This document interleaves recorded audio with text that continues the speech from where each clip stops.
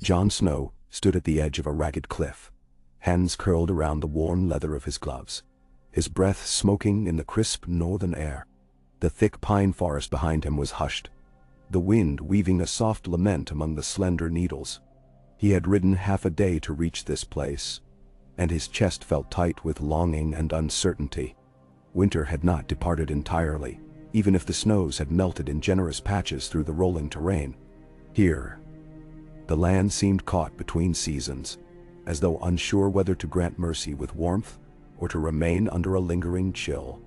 He had not felt entirely sure of anything since he discovered who he truly was, both ice and fire, both a child of Winterfell and of the dragons. At times, he found no comfort in either name. The world had shifted beneath him the day he learned the truth, and it had never quite settled back into place. He searched for something new, something that might allow him to honor both halves of his blood and to shape his own destiny, away from all the demands. He had grown too weary of the old battles, the old allegiances, and the endless regrets that littered Westeros, like broken shards of iron on a battlefield. He took a step forward, dark boots scraping the rock, and gazed across the narrow valley. The sun was beginning its lazy descent in the west, painting the sky with pale gold near the horizon and deeper plumes of rose above. He thought again of Winterfell, of the frigid nights, the smell of wood smoke and cooked meats in the great hall. He remembered the thick stone walls, the hidden crypts, and the ghosts of the Starks who prowled those corridors long after they were gone. At the same time, the fire in his blood, a flame he had tried for so long to deny, reminded him of Rhaegar Targaryen and the birthright he'd never wanted. Yet now, he felt a stirring that would not be silenced. If he was to live out whatever days the gods saw fit to give him, he had to make peace with the Targaryen name. But the North was in his bones. He could no sooner separate himself from it than he could separate flesh from bone. So there he stood, and for a moment, the wind settled into silence, as if it listened for his decision. He exhaled. The idea had come upon him not long after the last great conflict.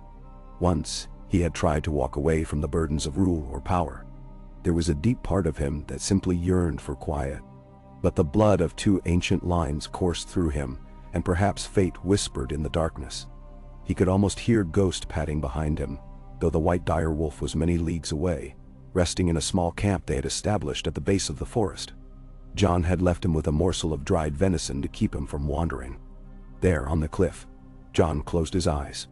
He thought of the new house he meant to found, a house that would unite the best of both Stark and Targaryen, a house that would protect the living, honor the dead, and embrace the potential of a world that still struggled to find a new balance.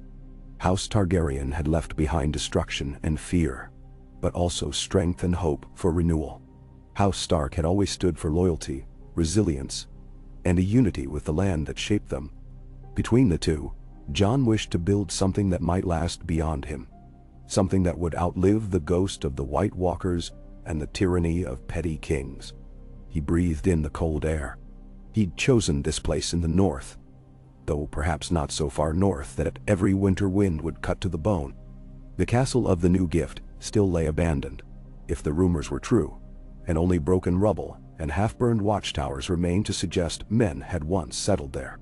Though it had served as a seat for the Night's Watch's gleanings, the region had been forgotten in the aftermath of the wars and the ruin they wrought. With winter's departure and the realm seeking some measure of peace, the land was left wide open to anyone with the fortitude to claim it. And so he had come, carrying the name that was half Targaryen, half Stark, forging it into something that belonged fully to him at last. Perhaps it would be a folly, maybe it would prove a dream beyond his grasp. But Jon knew, deep as the bone, that he had to try. He would bring to this wilderness the knowledge that men must stand together. He would shape the land into a place for those who had been rendered rootless by the tumult of recent years. The storm of the dawn, he would call it, the moment when winter receded, and the first glimmers of new life broke across the horizon. He imagined a sigil that might speak to his heritage, a direwolf and a dragon, woven together in a single design, or perhaps a direwolf crowned in flame, or a dragon encased in ice. No, that would come later. He had more pressing concerns. He turned away from the edge, His black cloak caught in the wind and billowed out behind him, bringing to mind the image of a crow's wings. For so many years he was called a crow, a brother of the night's watch. He had kept his watch until death, and he had died, in a way, only to be pulled back into the realm of the living. A second chance, though he had never asked for it. Now, he meant to use that chance for good, if the gods would let him. He walked back through the tall pines, his hand trailing across their bark. The warhorse waited where John had tied it, a hardy beast with a thick winter coat. It snorted when John drew near, clearly eager to leave the lonely cliff. John patted its flank, murmured a few quiet words, and pulled himself into the saddle. As he made his slow way down the forest path, he thought of the small band of men and women who followed him. They were not many, but each had come of their own free will. Some were from the north, orphaned or displaced when their lords rose in rebellion or died in the Great War. A few were foreigners who had lost their place in Essos, or the southern kingdoms of Westeros, lured north by rumors of a new settlement. And of course, there were those like Tormund Giantsbane who had refused to remain behind the wall without purpose. There was a kinship between the free folk and Jon Snow that could not be broken, sealed by the bitter fights they had waged side by side. Tormund waited at the base of the forest, standing near Ghost. The big man spotted Jon's return and raised a mighty arm in greeting. He looked at home in this wilderness, with his fox fur cloak and battered leathers. "You've been gone too long," Tormund called out, his breath steaming in the evening light. "Thought maybe the cliff swallowed you." Jon dismounted. "I only needed a moment's thought. It didn't swallow me yet." "Good. I wanted to see with my own eyes this castle you talk about. Could be there's no such place. Could be we'll just find a pile of stones and a few ghosts rattling around." Jon let the ghost of a smile touch his lips. "We might, but a pile of stones is enough to start with if a man has a mind to build." Tormund crossed his powerful arms over his chest and narrowed his eyes at Jon. "You've changed since the wars," he said softly. "Used to see more sorrow in those eyes, like you were carrying the weight of a whole holdfast on your back." "Maybe I was," Jon replied. "But there's something else now." "A little piece of hope," Tormund grunted. "Hope? Is that something you learned from your southern lady friend?" Jon's throat tightened. He had left behind more than one dear companion to undertake this new path.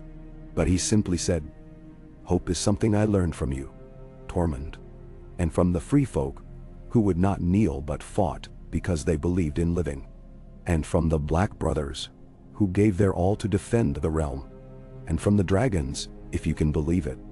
"Duh. Dragons," Tormund scoffed, though not unkindly. "Never cared for them. But as long as they're not breathing fire on my head, I suppose they're all right." Jon offered the reins of his horse to a waiting stable hand from his small party, then looked about for Ghost.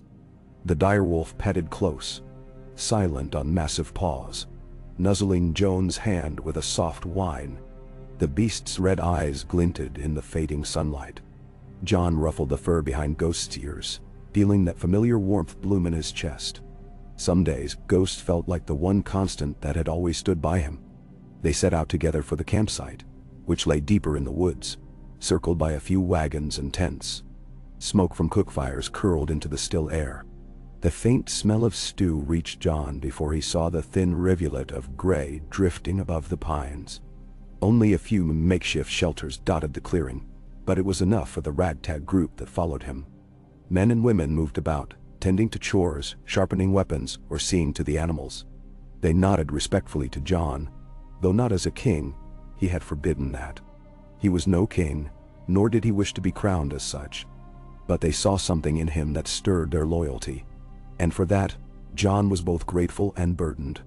The scent of boiled onions and roasted venison wafted across the clearing. A lean boy, no older than 15, approached Jon with a dipping bow. "Lord," he said, eyes shining.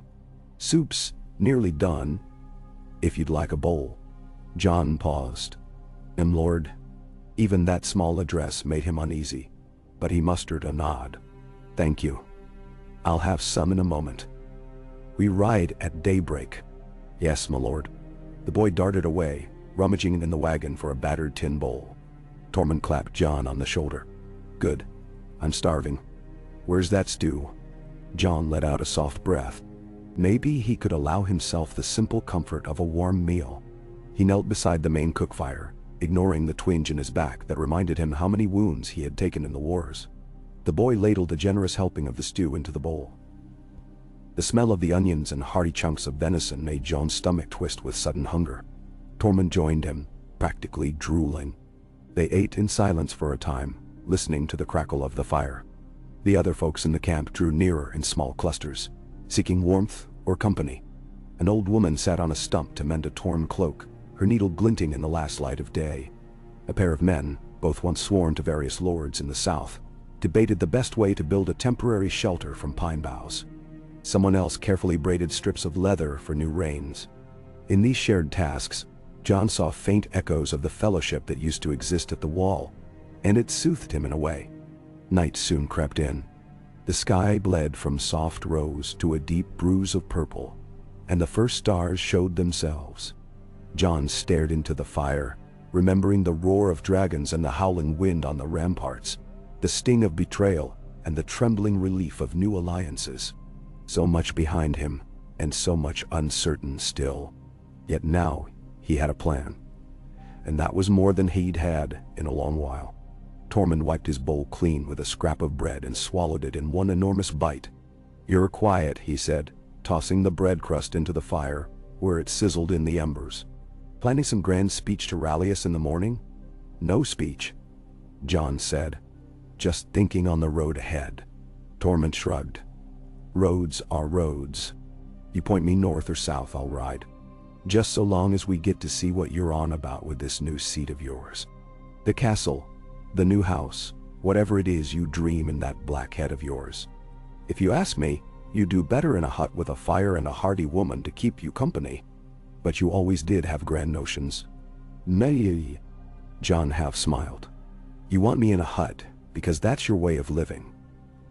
But I come from stone walls, Tormund, and a different kind of duty." "Duty," Tormund snorted, though not unkindly. "I know. Doesn't mean I have to like it, but I follow you, and so do the rest here. Some of them don't even know why, except that you've a presence about you." John traced the rim of his empty bowl with a gloved finger. He thought he might prefer to remain in the quiet wilderness with Ghost and a handful of friends, hunting game for their supper. But that was not his path. If he had learned anything, it was that a man's path seldom matched his desires. A heavy silence stretched between them. Then John stood, dusting off his cloak. "I'll take a walk around the camp. I'll see that everything's in order before we rest." Tormund grunted. "Suit yourself. I'll be dreaming of that castle soon." John left him by the fire and made his slow circuit of the clearing. The men and women he passed nodded or greeted him with hushed courtesy. He recognized each face, though they had come from so many corners of Westeros or beyond. There was Vigilant, a former sellsword who had lost his right eye in the Battle of the Long Night. Next to him sat Lysera, a quiet woman from the Vale, still wearing a battered sigil of House Royce on her cloak, though she claimed no further loyalty. A weathered Dornish traveler sharpened his sword, the faint rasp carrying on the wind. He claimed to have wandered as far as the Shadowlands beyond Ashai before fate brought him to the north. John felt a surge of strange pride. They were a motley collection, but perhaps that was what made them strong. They had survived the cataclysms that tore the realm apart, and now they formed something new, guided by an idea that they could live differently, without the ceaseless petty wars and lords who cared only for their own power. John's new house would not be a place of tyranny. At least he prayed it would not be. After the final check, he made his way to a tent set aside for him, though it was hardly larger or finer than the others. He paused outside, turning at the sound of a rustling behind him. A young woman with ash-brown hair stood there, face partially shadowed by the dim torchlight. Her name was Rowan, if he recalled correctly. She had joined him only a fortnight ago. "Lord Snow," she whispered, voice trembling as if she feared disturbing the hush. "I wanted to say thank you for giving us a place, for leading us." "I'm no lord," John said gently, though he knew the argument was likely lost. They would call him what they would. "But you're welcome." "Are you all right?" She nodded, though her eyes glimmered with an old sorrow. "I am. Better than I have been in a long while. Just wanted you to know." He inclined his head, not quite trusting words to convey his gratitude. "Get some rest, Rowan. We'll need to break camp early." She slipped away into the dark, leaving him alone. He ducked into the tent, exhaling. The space was cramped, with barely enough room for a small cot and a trunk containing some meager belongings. He loosened the ties on his cloak, letting the night's chill settle against his tunic.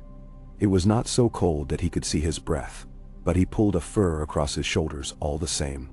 He removed his gloves and looked at his hands in the flickering lantern light. Old scars crossed his knuckles. It seemed that half his body was marked by some memory of battle. He sank onto the cot, legs suddenly leaden. He had traveled far on horseback these last days, scouting the lands around the new gift, searching for that half-collapsed keep he hoped to raise into a stronghold. The effort weighed on his bones, and the swirl of memories in his mind did not grant him the release of sleep easily. But eventually, even the most restless mind succumbs. He laid his head back, letting the hushed night lull him. In the distance, an owl hooted, and the wind combed through the pine boughs. The murmur of the campfires faded. Ghost, as always, settled outside near the entrance, a silent sentinel with ears perked to every shift of the night. John dreamt of swirling snow and flickering flames, of a dragon's roar rising in the gloom, echoing across a frozen battlefield. He dreamed of the crypts of Winterfell, their shadows deep and chill, and the hush of old kings who slumbered in darkness. He walked among them, hearing the soft drip of water from the stone ceiling. A single flame guided him from alcove to alcove, illuminating faces carved in granite. Then the dream shifted, and he stood before a great door fashioned of weirwood and black iron. The swirl of flames behind him. The door opened, revealing a hall of new stone, with a sigil upon its banners that glowed bright as dawn. A dire wolf and a dragon entwined. He felt a presence at his shoulder, a breath that whispered of a new age. He awoke with a start, heart pounding in the stillness. Dawn was a faint wash of gray. He could hear the stirring of the camp. He rose, splashed cold water on his face from a basin, and combed through his black hair with his fingers. The dream clung to him like a ghost, and he let its meaning sit in his heart. There was no time to dwell on it now, for he had many tasks. Outside, the campers were already dousing the fires, packing tents, and saddling the horses. A swirl of quiet energy rippled through the clearing. Tormund ambled by, chewing on a hunk of bread, beard flecked with crumbs. He saw Jon and nodded in greeting. Ghost stepped up, pressing against Jon's thigh for attention.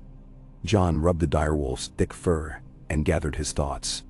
"We ride north," Jon called out, voice carrying just enough to be heard by those in the clearing. "There's a place half a day's ride from here that we need to see. An old keep, or so the rumors say. We'll make camp there tonight. If it's defensible, we'll stay longer and begin preparations to rebuild." His words drew a few murmurs, but mostly quiet acceptance. This ragtag group placed its trust in him, and Jon did not want to fail them.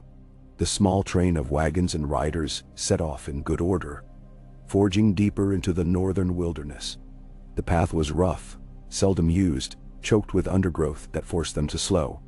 Tormund took the lead with Jon, forging ahead on foot while his horse trailed behind, occasionally needed to navigate a fallen tree or a rocky stream.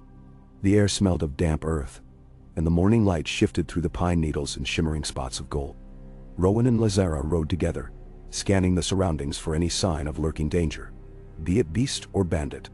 The free folk who came with Tormund were spread out among the wagons, walking casually with bows slung over their shoulders or spears in hand. Occasionally one would pause to examine a strange mushroom or to pluck berries from a bush. These were people at ease in the wild. Jon found himself relieved to have their presence. The South might sneer at the free folk, but Jon valued them. They reminded him that men did not have to be ruled by the old ways of subjugation.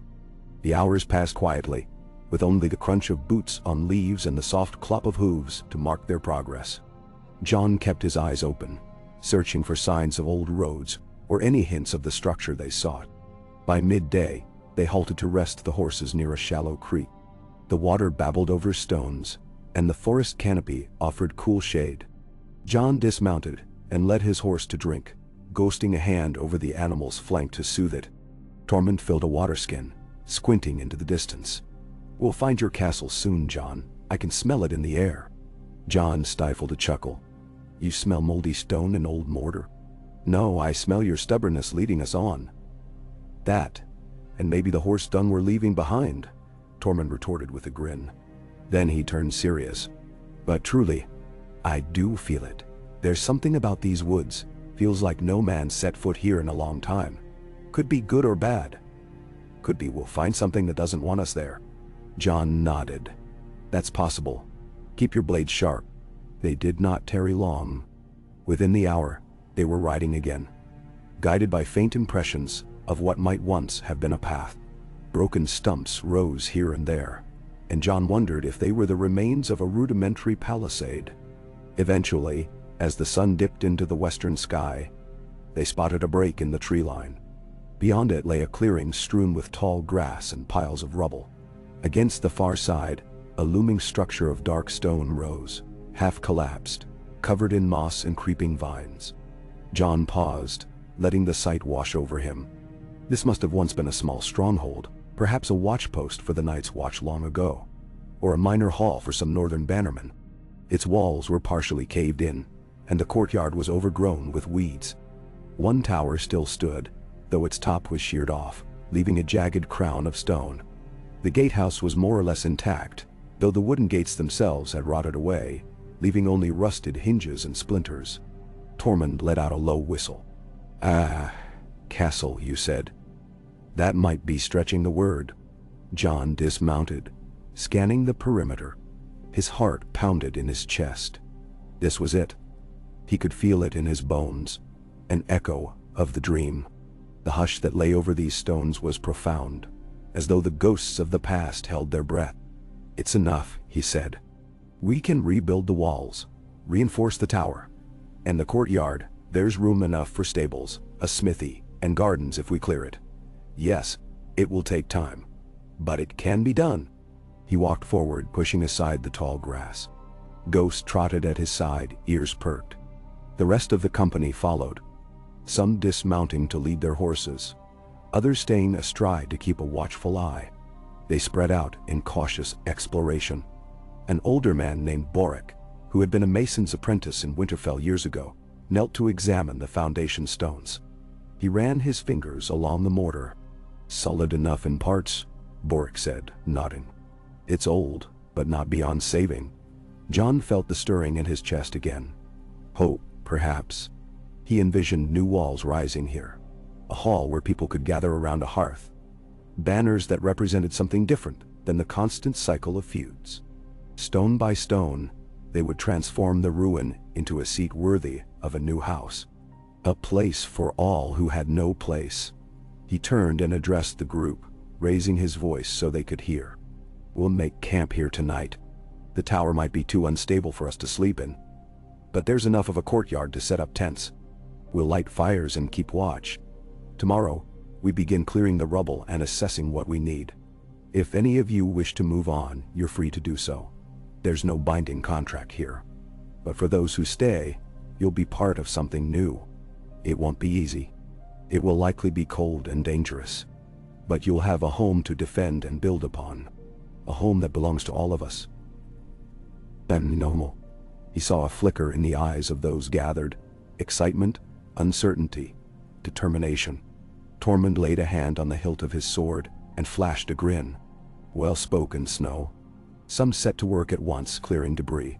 Others scouted the perimeter to ensure no immediate threats lurked in the trees. John helped where he could, hauling aside rotted beams or stones that had toppled. As dusk settled, they managed to carve out a decent space in the courtyard for their tents. Fires were lit, and a faint glow spilled against the ruined walls. Ghost sniffed among the weeds, occasionally growling at a rat scurrying in the shadows. John leaned against a broken wall to catch his breath. He wiped sweat from his brow, the cool air prickling against his skin. Above, the sky darkened, revealing more and more stars. The men and women around him, though tired, seemed to share a common drive.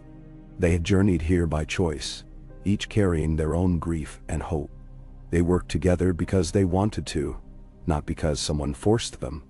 That fact alone felt like a revelation. He overheard quiet conversations around the fires.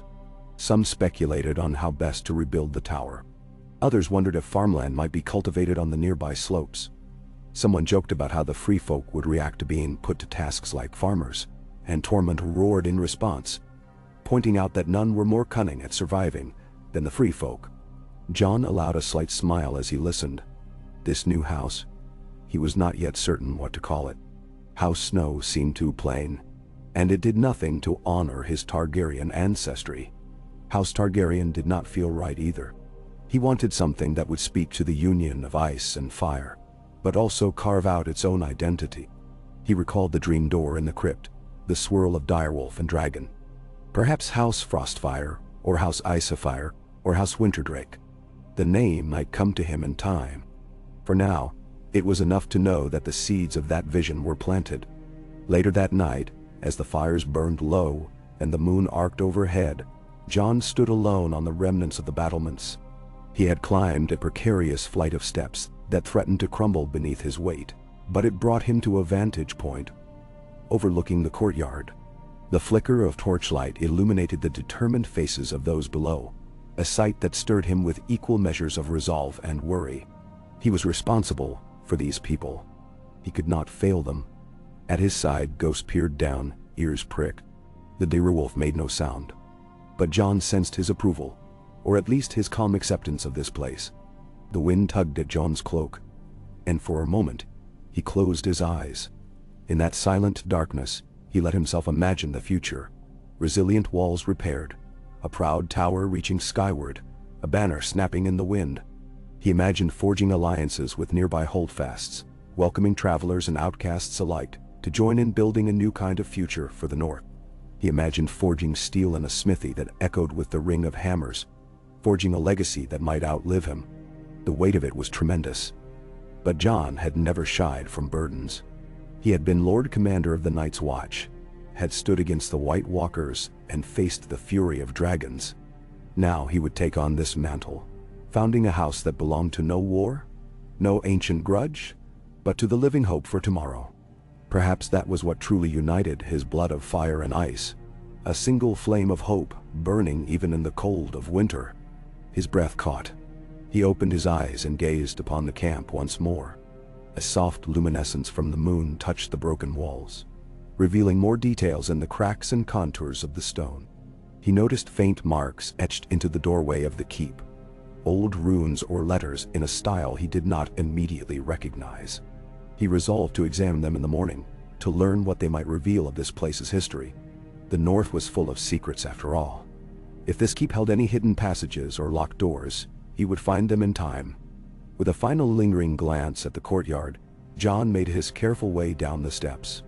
He found Tormund snoring loudly near a fire, arms folded over his chest, a half-eaten piece of roasted rabbit resting on a tin plate by his knee. Others nearby slept in various positions, though a few still stood watch. Jon nodded to them and found a place to rest his own head. He draped his cloak over himself and closed his eyes, letting the crackle of the fire and the lull of night sweep him away again. This time, he dreamt of the swirling snow giving way to a bright dawn, the sun cresting the horizon. He stood in a courtyard, but it was no longer in ruin. Fresh stone rose around him, and the banner of a new sigil hung from the parapets, snapping in the wind. He saw the silhouettes of dragons far overhead, but they did not circle in destruction. They soared gracefully in the clear sky. He glimpsed a direwolf bounding across a field of fresh snow, and beyond it, men and women working together, building. In the dream, he felt a surge of quiet joy. When he woke, the dawn was real, and the courtyard was still half collapsed, but something within him felt stronger, as if the dream's light now lived inside him. He rose, stretched, and set about organizing the day's tasks. Some were sent to gather stones, others to hunt for game in the forest. Someone discovered a small stream that ran beneath the old keep, possibly part of an ancient water system. Jon, Tormund, and a few others explored the tower's lower levels. Picking their way around fallen beams and rubble-strewn corridors, they discovered a stable area that might be salvaged, a musty storeroom that still contained a few rotted crates, and a dusty chamber with a fireplace. The walls showed signs of old scrawl, half hidden by centuries of neglect. John ran a palm over one such wall, trying to decipher the faint markings. He wondered what men had stood here before him, what hopes or fears they harbored. Had they known the terror of the long night? Had they felt the sting of lost battles, or the bitter taste of betrayal? Perhaps they had, and perhaps they had left behind some knowledge that might guide Joan's new endeavor. He pressed his ear to the wall, listening for anything. A shift in the stones, a hollow echo. The structure had stories to tell, if only he could read them. The day passed in relentless labor. Sweat slicked Joan's brow, and his muscles burned. He carried rocks to form a makeshift barricade where the wall had collapsed, hammered rusted nails free of old beams, and paused only briefly for water or a bite of food. He worked alongside the others, not above them, and in so doing he felt the camaraderie that came of shared toil. Tormund's booming laughter echoed whenever he hoisted a particularly large chunk of stone, and the free folk told stories of their hunts beyond the wall, drawing fascinated listeners. For the first time in a long while, John felt a slow contentment in these simple acts. They were building something out of nothing, as so many before them had done across the long centuries of Westeros. As evening approached once more, the group set up their tents again in the courtyard, a little more organized this time. They had cleared enough rubble to form a modest common area, ringed by a few fire pits. Several of the free folk had laid snares in the surrounding woods, bringing back rabbits and grouse to roast. The aroma filled the twilight air, and John's stomach rumbled. In many ways this was a far cry from the feasts he had seen in Winterfell's great hall, but it satisfied him more. It was the promise of what they could achieve if they all lent their strength. Tormund sidled up to John as he surveyed the courtyard. "Well, Snow, you've got your battered old walls and your battered old friends. You really think this place will stand?" John glanced at him, feeling the night's cool breeze stir his hair. "It will. Maybe not tomorrow, or next moon's turn, but we'll make it stand. The place has good bones, and so do we." Tormund snorted. "Good bones? Aye, if you say so." Then he grinned. "Though I have to admit, it's growing on me, this heap. Not quite the comfort of the free folks' open skies, but I'm starting to see why you crows love your walls so much." "Now," John tapped one of the stones with a boot. "Walls can keep dangers out, but they also keep people in. It's a balance. We'll try not to trap ourselves in our own fortress." "Be sure of that," Tormund said, a serious note entering his voice. "All men's hearts yearn for freedom. I'll break down your walls myself if they ever feel like a prison." John believed him. He nodded, gazing into the gathering dusk. The last glow of sunset rimmed the horizon, a soft gilded edge that made the ruined tower look almost noble. One day, it might be. If they succeeded here, it could become a beacon for those who sought a place to belong without bending the knee to tyranny, or the suffocating traditions that had caused so much strife. As the fires were lit, John felt a stir in his chest again, the call of his blood, the taste of winter on the air, the memory of fire in his veins. He thought of the name he would give this new house, though he had not yet settled on it. But the notion of it spurred him forward. He turned to Tormund and quietly said, "When I first took my vows, I believed I was giving up my chance at everything. Family, land, title. And in a sense, I did. But I've been given another chance. I won't waste it." Tormund looked at him for a long moment, then nodded. "I follow you, Jon Snow. Whether you build a palace or a pigsty, I'll see how this adventure ends." A faint smile curled Jon's lips.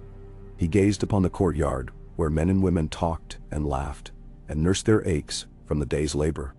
Somewhere in the shadows, ghosts prowled silently. The direwolf's presence was a comfort in a world that felt new and uncertain.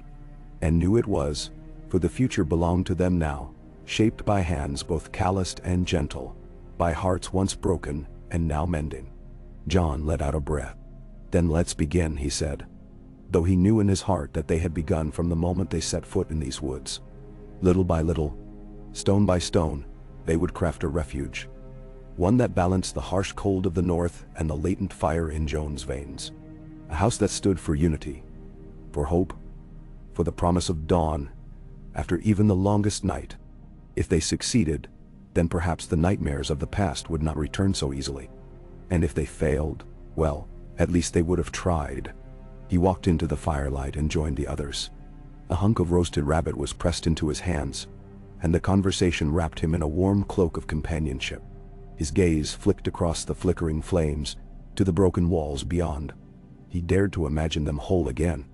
He dared to imagine a new house, born of ice and fire, dedicated to a better future. And in the cold wind that slipped through the courtyard, he heard the faintest echo of encouragement, like the whisper of a far-off dragon's wings, or the silent tread of a dire wolf on fresh snow. He closed his eyes and felt the reassurance of that breath against his cheek. Tomorrow, they would rise and work again, each stone a step closer to a new sigil unfurled in the crisp northern air. Each effort forging the bond that would hold them fast in the face of any storm. He was Jon Snow, of ice and fire both, and this was his purpose now. A new dawn was coming, and he would greet it with sword in hand and hope burning behind his eyes. Oh, God. In the dawn light, Jon woke with stiff limbs and a mind already churning with tasks. The courtyard lay blanketed in soft gray, the sun barely cresting the eastern sky. Ghosts stood watch at the edge of the camp, ears pricked, tail low and alert. Smoke curled from a few dying embers where the night fires had smoldered into ash, and figures stirred among the tents. Somewhere in the distance, a lone raven cawed, its voice carrying through the chill air. Jon rose slowly, shoulders protesting from the previous day's labor. He shrugged off his cloak, folded it, and left it at the makeshift pillow he had fashioned from rolled blankets. He noticed Rowan and Lysara were already awake, stooping at one of the small fires to coax new flames from the embers. Tormund snored loudly near his own bedroll, one arm flung across his face as if fending off the first rays of daylight. Jon smiled to himself, then walked across the courtyard to check on the remains of the old gatehouse. Broken stones littered the ground.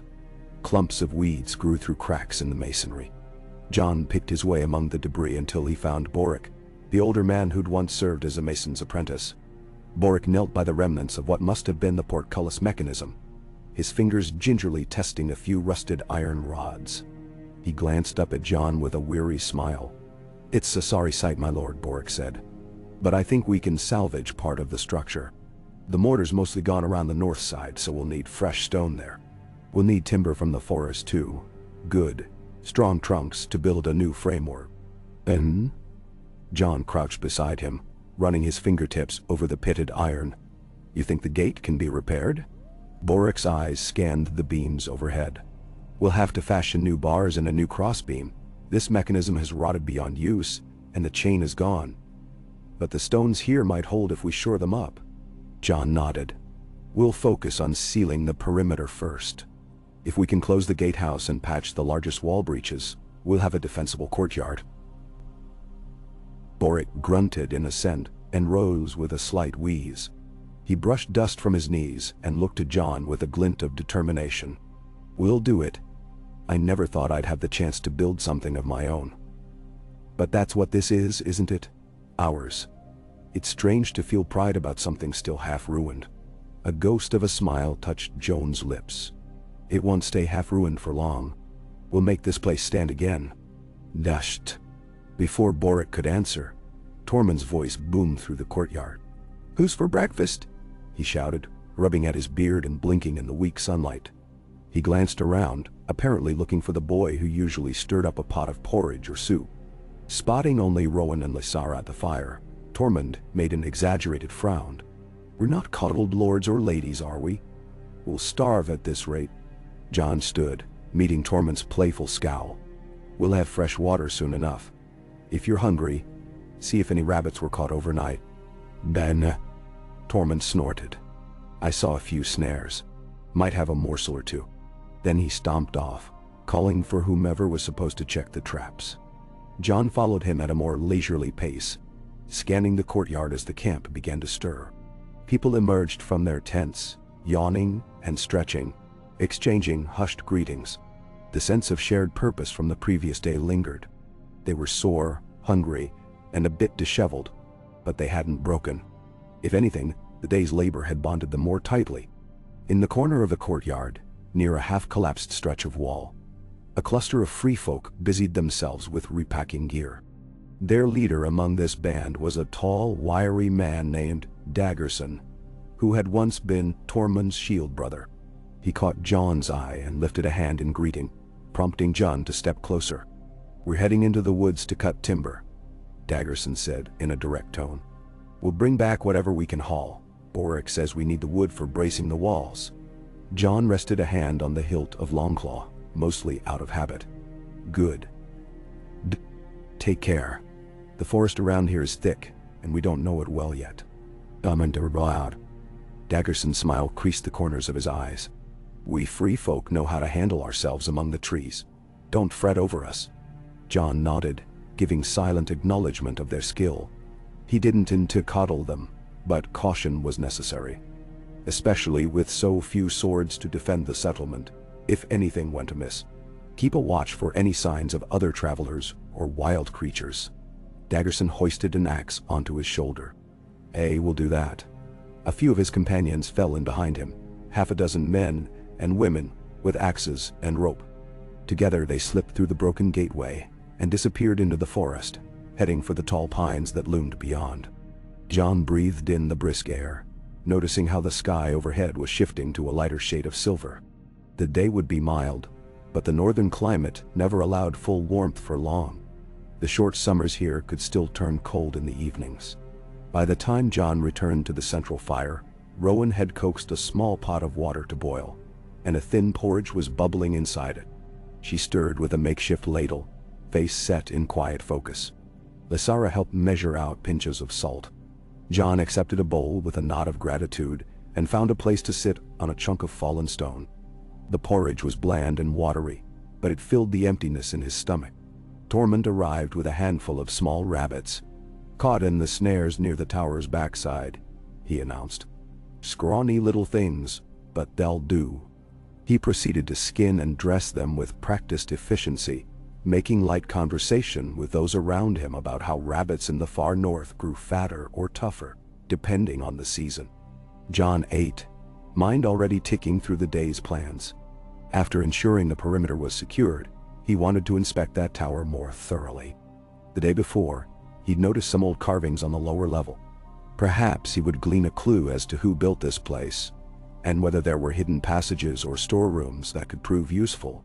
He also needed to designate watchers for the night. Though they had not seen any overt threats, the north was vast and not free from roving brigands or packs of wolves. When he finished breakfast, he signaled for Tormund and a few others to join him. "We'll check the tower's foundations," he said, wiping his mouth. "See what can be done to keep it from collapsing further. And if we find anything of use, well, we'll see." Tormund gave a brisk nod. Rowan, who overheard, stepped forward shyly. "May I come as well?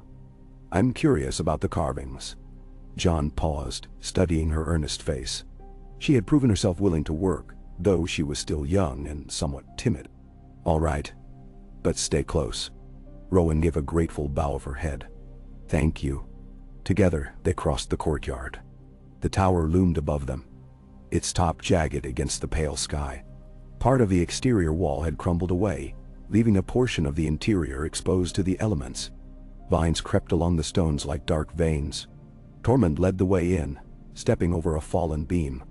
The interior smelled of damp and decay, with a faint mustiness that clung to every rock. "Careful," John said, lifting a hand. Loose stones shifted under their boots. Dust motes swirled in the weak light filtering through gaps in the walls. "Watch your step." They ventured deeper. The ground floor was surprisingly wide, although half the ceiling overhead had collapsed into rubble. In the far corner, what might have been a spiral staircase rose, but it was broken away after only a few steps. A section of the floor was slick with moss, and Rowan nearly slipped. She caught herself on Tormund's broad shoulder, stammering an apology. "No shame," Tormund said, half smirking. Place is as treacherous as an old witch's lair. John swept a torch from a sconce that looked as though it had not been touched in decades. He used his flint to spark a small flame, the torch sputtering to life with a weak glow. "Let's look at the walls," he murmured. Along one side, they found crumbling plaster that revealed rough stone beneath. Strange shapes were etched into the rock, lines that might have formed letters or stylized images. Rowan's eyes flickered with interest as she ran her fingers over one faint carving. "It seems old," she said softly. "Older than any standard runes I've seen. Almost like a child's scrawl, but it repeats in a pattern." Tormund gave it a quick glance. "Don't recognize that. Could be some ancient language or just the scribblings of some bored watchman. Hard to say." John nodded thoughtfully, bringing the torch closer. The symbols were indeed repeated in a rhythmic sequence, though many had been worn away by time or covered with mildew. One shape resembled a circle with a line crossing it. Another looked like a swirl or spiral. He could not decipher any meaning, but it stirred a faint chill in his spine, as if the weight of the past pressed on him. He remembered how the White Walkers once arranged patterns in the snow, eerie symbols left behind like warnings. These markings did not quite match those, but they had that same primal resonance. He frowned and let the torchlight wander. "I want to see if there's another chamber beyond this. We might find stairs leading to a cellar or sublevel." Tormund shrugged. "Sublevels are often where rot and rats gather, Snow." "True," John said, "but there might be supplies or even an escape tunnel. The old keeps often had them." They cleared a path through fallen debris, thick dust rising around their ankles. Before long, they came upon a section of the floor that appeared to have caved in partially, leaving an opening into darkness below. Tormund peered over the edge, squinting into the gloom. A faint draft teased upward, carrying the smell of damp stone. "Looks big down there," Tormund muttered. John held the torch close, revealing a rough-hewn drop of about 10 feet. Broken beams jutted at odd angles, forming a precarious slope into the darkness. "We'll need rope if we want to explore safely," John said. "No sense breaking our necks." Rowan backed away from the edge, swallowing. "Should I fetch some rope from the courtyard?" John nodded. "Yes. And bring a couple of the others who might help secure a line." Rowan hurried off, her footsteps echoing against the tower walls. Tormund looked down again into the hole. "Think there's anything worth finding?" John exhaled. "I'm not sure. But if we can find a stable sublevel, it might be a good storeroom or foundation for new floors. Or it might be filled with water and rats." He allowed a small grin. "We won't know until we see." They waited in the silence, listening to the faint drip of moisture from somewhere in the dark. The torch cast long shadows that seemed to dance across the rubble. Tormund tapped his foot restlessly, then pointed out a crack in the far wall where a thin sliver of light filtered in. John moved closer, shining the torch to reveal a narrow gap. Beyond it, the vines and roots from outside had pushed through the stone, forming a tangle. "We'll have to clear that eventually," John said, making a mental note. "If we leave holes in the walls, they'll weaken further." Tormund placed a broad palm against the stone, gave it a light push. It didn't budge, but flakes of mortar rained down. "Right. We should reinforce the tower if it's going to be part of your fancy new house." John turned, meeting Tormund's eye with an almost self-conscious nod. "Yes. We can't have a seat that crumbles in the first strong wind." Tormund smirked. "You know, I never took you for a builder of kingdoms." John let out a breath that might have been a chuckle. "Neither did I." They heard voices approaching from the corridor. Rowan returned with 2 others, Vigilant, the one-eyed former sellsword, and Lacera, who had finished helping with the morning chores. Both carried ropes and a couple of torches. Rowan offered the rope to John with a determined set to her jaw. "We can tie off to that fallen beam," she suggested, pointing, "and lower ourselves carefully." Vigilant, his single eye flickering in the torchlight, stepped forward. "I'll go first if you like. Used to climb down worse holes than this in the Stormlands." John handed him the rope. "Tie it well. We don't know how sturdy this is. If it feels unsafe, come back up." Gillen nodded, deftly securing one end of the rope to a thick beam that appeared still anchored in the stone.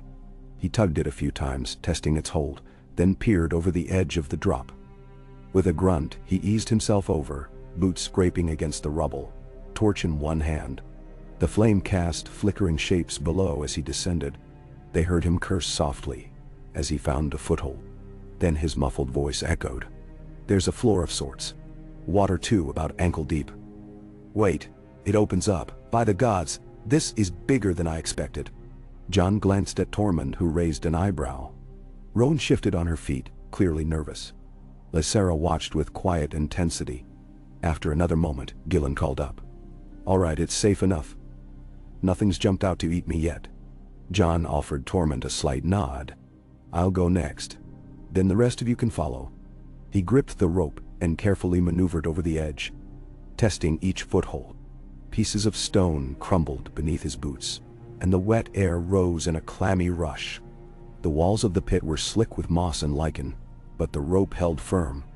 At the bottom, he dropped onto uneven ground. Indeed, it was ankle-deep water, fed by some hidden seepage. The space stretched out in a broad, vaulted chamber, the ceiling overhead formed by cracked arches. Some old pillars rose from the water to meet the stone above, though they were coated in algae and pocked with age. Gillen's torch flickered, revealing a line of sconces along the walls, rusted metal shapes that might once have held lanterns. Jon moved aside to let Tormund descend. As the big man's boots splashed down, a faint echo swept through the chamber. Rowan and Lysera followed soon after. The five of them stood in a semicircle, peering into the gloom beyond the torchlight. "This must have been a cellar or storage," Jon said quietly. "But it's large, almost like a hall." Rowan's eyes darted around. Perhaps it served as a crypt. Many northern strongholds had crypts below the towers. "No," Tormund snorted, stepping forward with care. "Then where are the bones?" Gillen led the way, holding his torch high.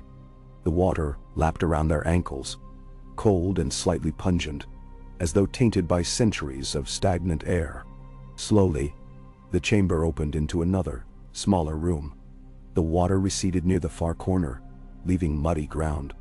Jon spotted the remnants of what might have been wooden crates, long since rotted into unrecognizable heaps. A few pieces of metal jutted out, hinges or nails, corroded nearly to dust. Rowan approached one such heap, nudging it with the toe of her boot. It disintegrated instantly, releasing a musty odor. She grimaced, covering her mouth. Nothing left to salvage here. Tormund poked around another corner. "Jon, there's a door." He jerked his chin, indicating a low archway in the far wall. Heavy iron studs dotted the soggy wood, and though it leaned at an odd angle, it appeared mostly intact.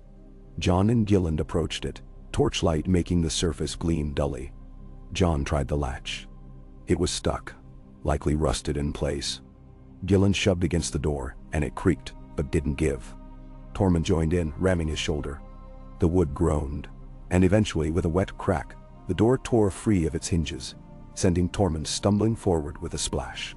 Beyond lay a narrow passage, the ceiling so low they had to crouch. The passage led deeper, curving into darkness. A sense of unease prickled at Jon's skin. The smell here was older, more stagnant. The sound of dripping water echoed in irregular intervals. Rowan hesitated, hugging herself. What if it's a dead end? Or something worse? "Bell, we'll soon find out," Tormund said, regaining his balance. His voice was hushed by the gloom. "Unless you want to go back up." Rowan shook her head, though her wide eyes betrayed her nerves. "No, I'll come." Jon led the way this time, torch outstretched. The passage bent to the left, revealing a set of worn steps descending even further. The water was gone here, replaced by a soft dampness in the air that clung to every surface. Jon's foot pressed on the first step, and it held, though centuries of dust coated it. They continued downward, footsteps echoing. Each step grew darker, the torchlight painting the stones in dancing orange. When they reached the bottom, the passage opened into a small circular chamber. The walls were carved with images that had once been vivid, but now were all but rubbed away. At the center stood something that might have been an altar or a raised platform. A thick layer of dirt and rubble covered it. The group fanned out, shining torchlight across the walls. There, in the flickering glow, John spotted something that made his breath catch. A direwolf's head, chipped and faded, carved near the top of the curved wall. Next to it, barely discernible, a shape that could have been a dragon. Long neck, sweeping wings. The two figures faced each other as though locked in a silent dance. Rowan let out a soft gasp. "Do you see that? A direwolf and a dragon." Tormund squinted. "Or some monstrous bat and a big wolf." "Hard to say with all the wear." John's pulse thrummed. The echo of that carving matched the dream sigil he'd envisioned, the union of ice and fire. He stepped closer, letting the torchlight illuminate more details. The direwolf's snout was elongated, the eyes fierce. The dragon's wings arched overhead, crowned by spines. This could not be chance. Who had carved such images, and why? Lysara approached the altar, carefully brushing away loose debris with her boot. The stone beneath was etched with concentric circles, similar to the shapes they'd seen upstairs.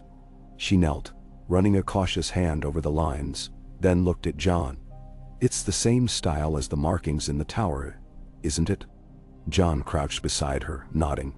"It is. Could be the same artist or the same tradition. Maybe this keep belonged to a lesser-known branch of an ancient northern line. Or it might date back to the early Targaryen conquests in the north. But that would be strange, since the Targaryens never established a stronghold here, as far as we know." "Wow." Tormund snorted softly. "History. Not my strong suit, but I do know that old places often hold secrets. I don't like secrets much. It might be more symbolic than literal," John mused aloud. "Though it's uncanny. A direwolf and a dragon. It's almost as if it was meant to foreshadow a bond." Rowan touched the stone with delicate fingers, her eyes shining in the torchlight. Or maybe it was a promise, one that never came to pass. A hush fell, the weight of ages pressing down. John felt a strange sense of awe, as though he stood on the cusp of something that transcended his own life. He was both Stark and Targaryen, and here, deep in the bowels of a ruined keep, he found an echo of that heritage etched in stone. It was eerie and comforting all at once. They spent a few more moments examining the chamber. Broken pottery fragments littered one corner, half buried in rubble. John sifted through them but found no identifiable symbols. Gillen discovered a rusted blade near the altar, little more than a shard of metal with a rotted hilt.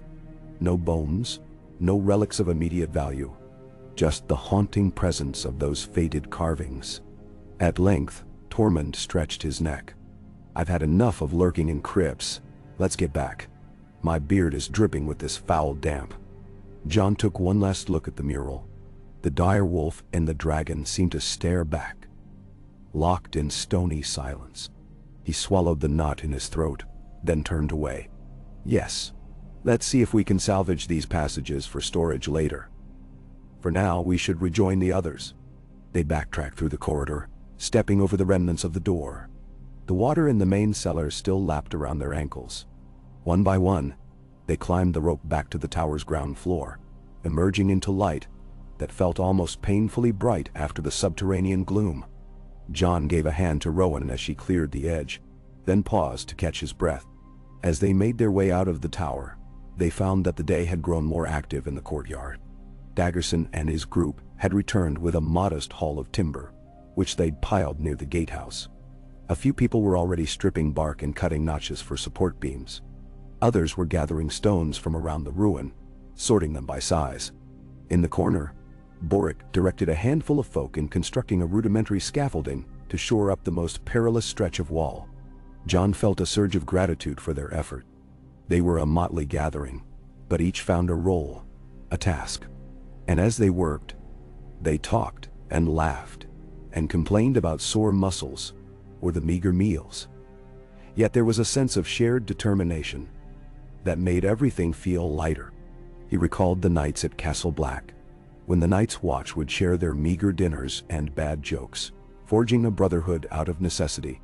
This, in some ways, felt more genuine. No oaths binding them, but a collective desire to make a home. He strode over to the wagon that served as a makeshift workshop, rummaging for a tool to scrape the mud from his boots. Tormund went to help with the new beams, while Gilland and Lysara peeled off to share their discovery of the crypt with whomever wished to hear. Rowan hovered near John, silent and thoughtful. He glanced at her.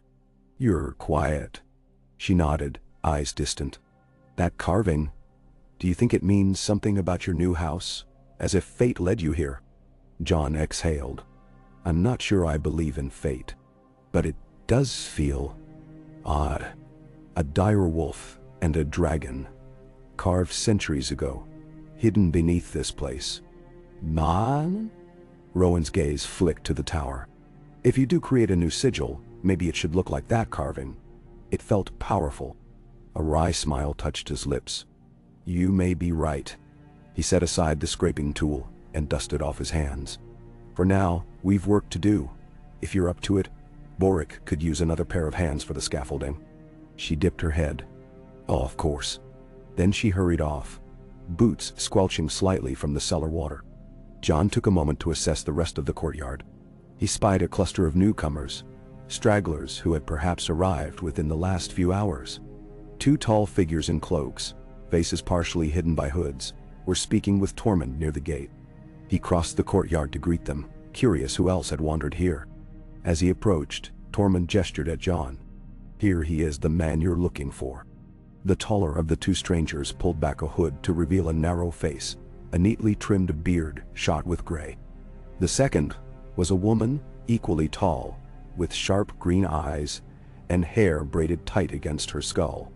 Both wore travel-stained leathers, as though they had come a long way. "Jon Snow," the bearded man said, dipping his head.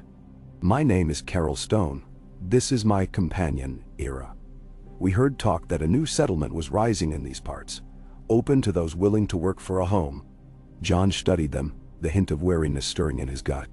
"Word travels quickly. Where he come from?" Carol shrugged. "East, near the Bay of Seals.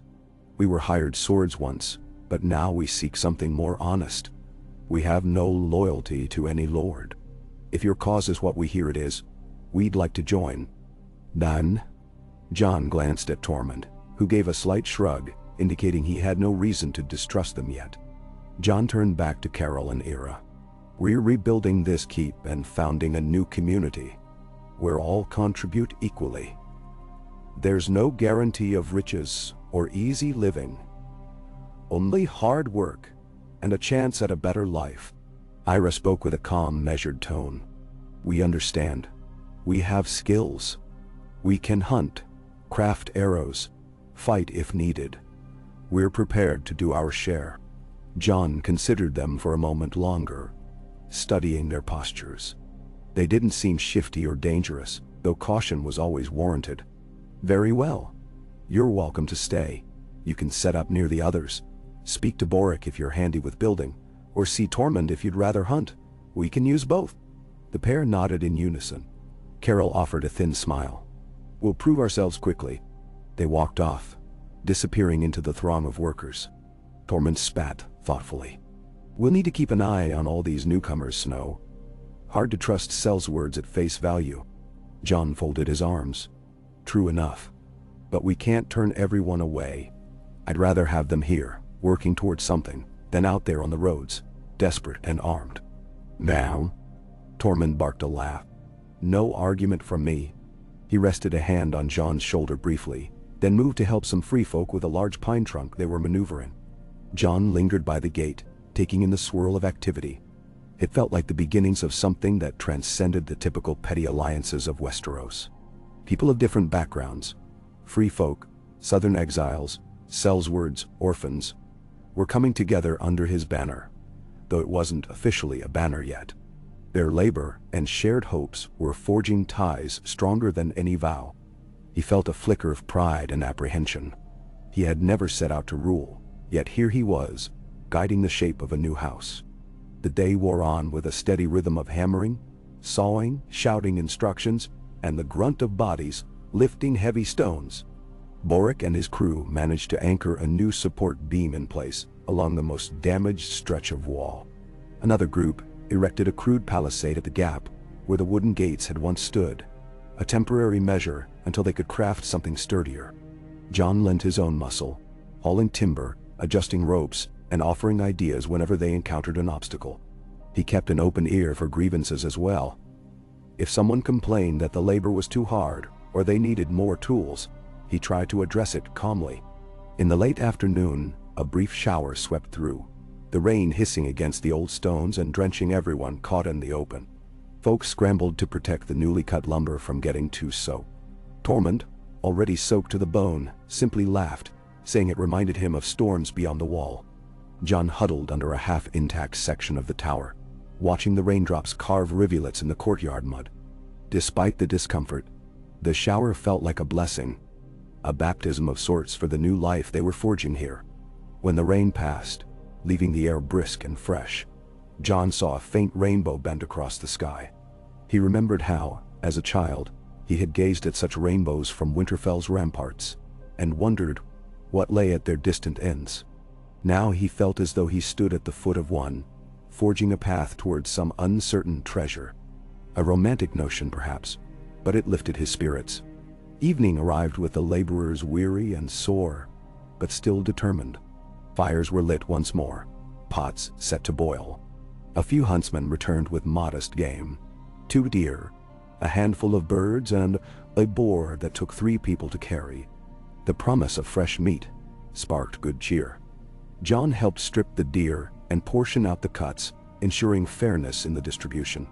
He remembered how feasts at the great castles were often lavish displays of power. Yet here, a simple meal shared under the open sky felt more honest. As darkness deepened, a sense of camaraderie enveloped the courtyard. People huddled around the fires, telling stories or sharing jokes.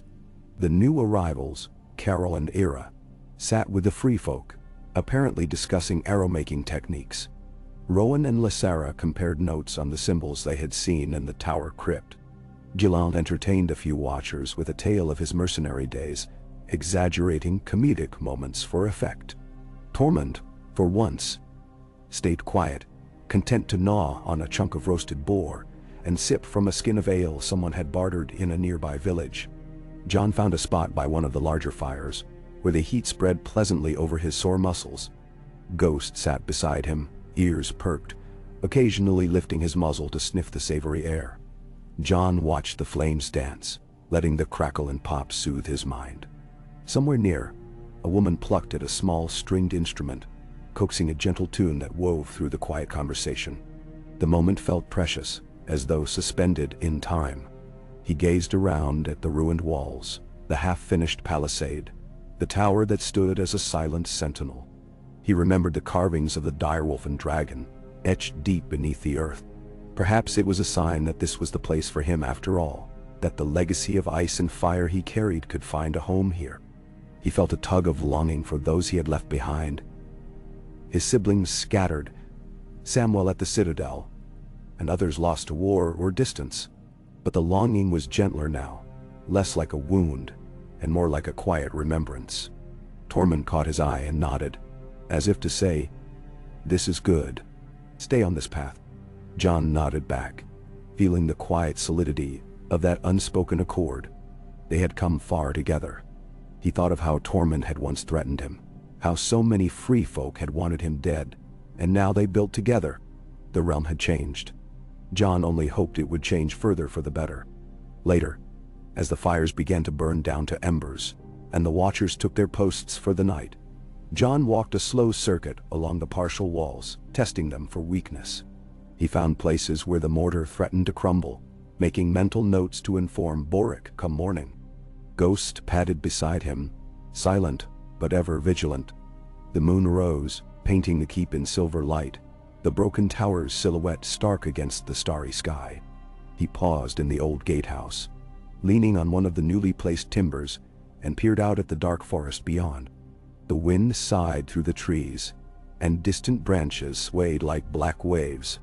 He wondered if the forest concealed threats, wolves, bandits, or worse. But for now, the night seemed peaceful. He let his shoulders relax. At last he returned to the courtyard, found a spot by the dying fire, and allowed himself to sink into slumber. The day's labor weighed on him like a leaden cloak, pulling him swiftly into dreams.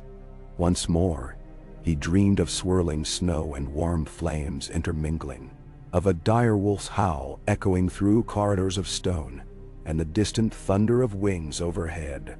He dreamed of the crypt again, that silent chamber with the altars and the strange circles, but now the images felt less foreboding, more like an invitation. When he woke at dawn, the sense of quiet purpose remained. Another day, another chance to raise stone upon stone. This was not a short enterprise. It would take weeks, months, perhaps years to fully restore the keep. But the process itself was a kind of healing. He rose, shook off the lingering webs of sleep, and set about the morning tasks with the same determination as before. Tormund greeted him with a mocking salute, a grin beneath his wild beard. Ready to play the builder again? Jon just smiled tiredly. As ready as I'll ever be. They shared a quick meal of leftover roast and stale bread, washing it down with water from the nearby spring they had discovered. After that, the day's work began in earnest. Boric directed a crew to reinforce the gatehouse roof. Daggerson and a few free folk returned to the forest to fell more trees for lumber. Vigilant, Carol, and Ira set about hunting, hoping for bigger game. Rowan, Lysara, and some others started clearing debris from the tower courtyard, carefully carting away the rubble in crude wheelbarrows. Jon chose to focus on the interior walls near the tower, determined to discover if there was a safer route to the crypt. He feared another collapse if they kept exploring that subterranean chamber. With the help of a few pairs of hands, he began propping up the leaning timbers and removing rotted beams, replacing them with freshly cut supports. It was grueling work. Sweat pouring down his face, his hands raw from gripping coarse rope and splintering wood. Yet he felt more alive than he had in ages. By midday, they were making slow but steady progress, enough to open a narrow corridor that had been previously blocked by fallen stones. The corridor led to a cramped stairwell that twisted up the tower's interior. Jon climbed carefully, testing each step with his weight. Tormund followed behind, ready to grab him if a step collapsed. The higher they went, the more unstable the structure felt. At one landing, the wall had entirely broken away, leaving a yawning gap to the courtyard below. They hugged the interior side, pressing close to the damp stone, hearts pounding. "Can't believe we're trying to save this God's forsaken place," Tormund muttered, glancing down at the dizzying drop. Jon found a foothold and pulled himself onto a slightly more secure ledge. "If we can rebuild the tower, we'll have a strong vantage. It'll be worth it." Nendo. They reached what remained of the second floor. A half-collapsed chamber opened to the sky. Birds fluttered overhead, startled by their arrival, scattering bits of nest. Jon had to duck to avoid a low-hanging beam. Broken glass crunched underfoot, remnants of ancient windows. He surveyed the damage. The far corner of the floor had caved in entirely, leaving a direct view of the courtyard below. Piles of stone lay in disarray, mixed with rotted furniture that might once have been a bed frame or wooden chests. Tormund prodded a heap of debris. "Looks like no one's been up here for a century. We'll need to haul all this out if we want a proper floor again." Jon nodded, though a part of him yearned to dig through it carefully, in case any hidden artifact or record lay buried in the rubble. But that would have to wait until they stabilized the upper floors. He carefully approached the chamber's edge, where the wall remained intact, and peered through a large breach that faced west. From this vantage, he could see the rolling forests and hills beyond, the winding creek that cut across the land, and further on, the faint outline of mountain ridges. In the crisp afternoon light, the north looked both stark and beautiful, a tapestry of green and gray. Tormund joined him, squinting at the distant view. "If we had a proper tower top, we'd see for leagues in every direction." "That's the idea," Jon said, imagining archers stationed at arrow slits, watchers scanning for trouble. He thought of the watchtowers along the wall, how they had been used to spot wildling raids. But here, they would watch for any threat and greet travelers with caution or welcome, not a hail of arrows. This new house was not meant to stand as a barrier, but a beacon. They made their way back down, the descent just as treacherous. But they managed without incident. When they returned to the courtyard, they found a pleasant surprise. Daggerson and his team had hauled in a great supply of timber, enough to keep the carpenters busy for days. A small victory. John felt a surge of confidence. Piece by piece, they were breathing life into these ruins. Later in the afternoon, a light breeze carried the aroma of roasting venison from the campfires. The hunters had returned with a decent kill, a young deer with enough meat to feed everyone a hearty supper. Morale rose as word spread. A group of free folk joked about how many ways they could spice venison. Lysara sat with Rowan, sorting through the scraps for any bits that could be dried and saved for travel rations. Carol and Era fashioned new arrows from the leftover bones and sinew, demonstrating a clever technique for binding arrowheads with minimal tools. John paused from his labors to watch them, arms crossed over his chest. For the first time in what felt like years, he sensed the faint stirrings of contentment, a sense that maybe, just maybe, he was exactly where he needed to be. The north was harsh, the keep in ruins, and winter would come again. But for now, they built something stronger than stone. Fellowship. As dusk crept in, everyone gathered for a communal meal. They set up multiple fires with spits turning chunks of venison, sprinkled with salt.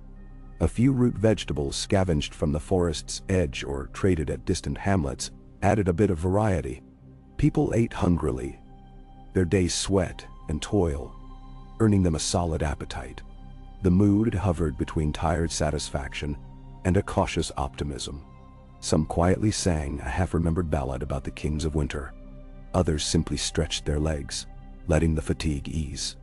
John sat near Tormund and Boric, exchanging updates on what had been accomplished. Boric proudly described how they'd shored up 2 sections of the wall. Tormund boasted that once those walls were complete, no southern lord would dare breach them. John listened, offering input where needed, but mostly letting their enthusiasm fill the space. He gazed around at the flickering torchlight on faces new and familiar, and he thought of the crypt below the tower, the carvings that spoke of a future he could not fully grasp.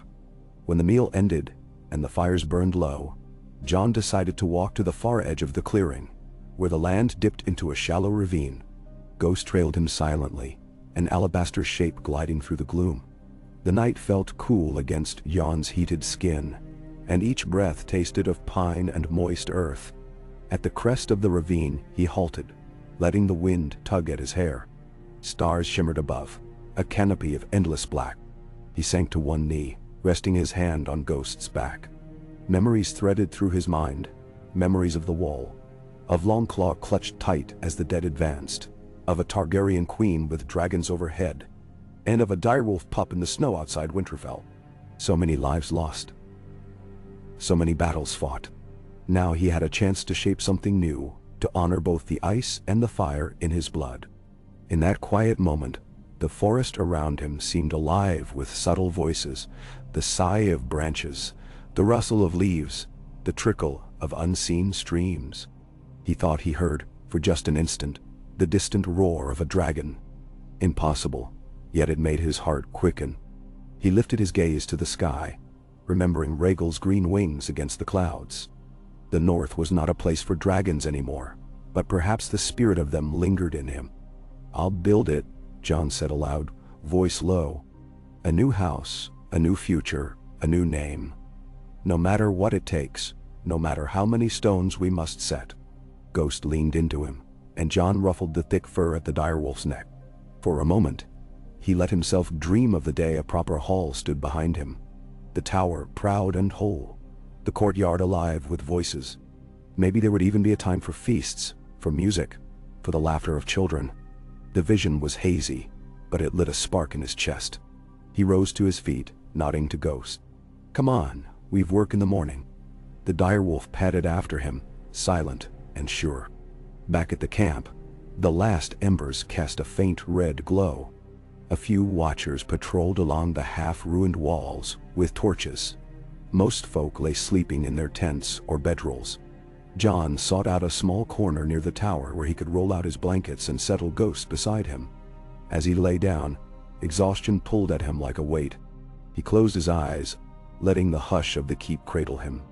His dreams again carried him through scenes of building. Hammer strikes on stone, the forging of a new sigil with direwolf and dragon entwined. He saw a great hall with high windows, sunlight streaming in. He felt warmth in that dream, a promise of someday when the ghosts of the past would fade beneath the steady hum of new life. If there was a lingering darkness, it remained on the edges, waiting. But for this night, at least, hope held it at bay. He woke to dawn's first glow, and the smell of the dew-soaked earth. Camp was already stirring, early risers relighting the cookfires. Tormund, surprisingly, was among them, cajoling Rowan and Lysara into trying a new stew recipe. Jon rose with a stiff groan, shaking out his cloak. The day's labor beckoned again, but he was ready. He found a handful of dried meat for himself and Ghost, chewing thoughtfully as he surveyed the keep. In the fresh morning light, it almost looked a little less ruinous. The new support beams gleamed, the piles of rubble were gradually diminishing, and the people moved about with a sense of familiarity. They were not just strangers anymore. They were neighbors, comrades. Jon felt the corners of his mouth lift. Perhaps soon, they would be sworn to a single banner, one that combined the legacies of Stark and Targaryen in a way that brought unity rather than strife. As he walked across the courtyard, he mentally listed the tasks. Finish reinforcing the gatehouse. Continue clearing the tower. Patch the largest holes in the walls. Assign watchers for the night. Eventually, he'd need to think about forging alliances with nearby settlements, ensuring they had enough supplies for the winter. All that and more lay before him. Yet he did not feel crushed by the weight. Instead, he felt a slow-burning determination, as though each challenge was another stone in the foundation of his new life. Tormund slapped him on the back, nearly making him drop his dried meat. Ready for another day, Snow? The walls won't build themselves. Jon steadied himself, met Tormund's grin, and allowed a rueful smile of his own. Hey, let's get to it. And so they continued, step by step, beam by beam, forging a new destiny in the quiet northern wilderness. The keep might have been nameless and broken when they found it, but day by day, through sweat and resolve, it was becoming something more. The land itself seemed to stir with the energy of their endeavor, as if it recognized the stirrings of a new house, one born of fire and ice, hope and determination. Jon Snow led them not as a king or a lord, but as a man who understood what it meant to protect and to build. And in that humble yet resolute act, a seed of the future was planted, its roots digging deep into the soil of the north, ready to blossom when the time was right. In the days that followed, the courtyard bustled with almost constant motion from dawn until well after dusk. Jon rose each morning to the sounds of hammers on stone, saws rasping through pine, and the low hum of conversation that filled the keep with a sense of shared purpose. He never expected to take on the role of a leader again. He had left that notion behind when he went north after the war. But here he was, guiding the rebuilding of these ancient walls and forging a community out of strangers. Each sunrise brought new challenges and new arrivals, and each evening left the group exhausted yet oddly fulfilled. He had begun to recognize the subtle rhythms of this place. At the first light, the free folk in Daggerson's crew would check their snares in the forest, gather any night-caught game, and return with wild mushrooms or roots if luck favored them. The Sellswords, Carol and Era, made a habit of rising early to patrol the surrounding woods, scouting for threats. They had taken to the routine with surprising diligence. Rowan and Lysara usually coaxed small fires to life for breakfast, stirring watery oats or stewed roots. Tormund, irrepressible in his enthusiasm, would harass any late sleepers with playful threats until they roused themselves to help. On one such morning, clouds hung low and heavy over the keep. The air smelled of impending rain, and a chill breeze stirred the pine forest. Jon tested the tension on a newly placed timber beam at the old gatehouse. Boric stood beside him, squinting as if he could will the structure to hold by mere force of will. The gatehouse already looked sturdier, with thick logs forming a patchwork of new bracing against the crumbling stone. Boric scratched at the stubble on his chin. "We'll need more mortar soon, my lord. The stonework's holding for now. But if we want this gate to last through the next storm, we have to seal these cracks properly." Jon examined the deep fissures in the old masonry. "We have sand from the stream, yes, Boric nodded. Some. Not enough. We'll need lime. Might be found in deposits farther south, or we can trade for it in a nearby holdfast. John let out a breath. We'll organize a small group to make the journey. It's risky traveling far, but we can't keep patching with mud and prayers. Tormund stomped over, overhearing the exchange. Travel south, you say? Count me in if you need an escort.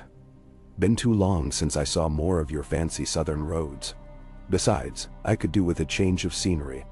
His eyes twinkled as he teased, though John knew Tormund actually liked their new home more than he let on. We'll talk about it, John said. We need to be sure the keep isn't left vulnerable. The more people we send out, the fewer remain behind to defend. Beryl? So, Tormund shrugged. Fair point. But we're still too small a group to fret much over that, aren't we? If someone attacks, they'll have the advantage anyway. John cast him a look that was half exasperated, half amused. Tormund had a knack for cutting through all the cautious planning to the blunt reality of things. We'll figure it out, John repeated, then turned to Boric. For now, let's see about reinforcing this gate with what resources we do have. We can use clay from the stream to hold us over until we secure lime. Boric gave a determined nod. I'll set some hands to it right away.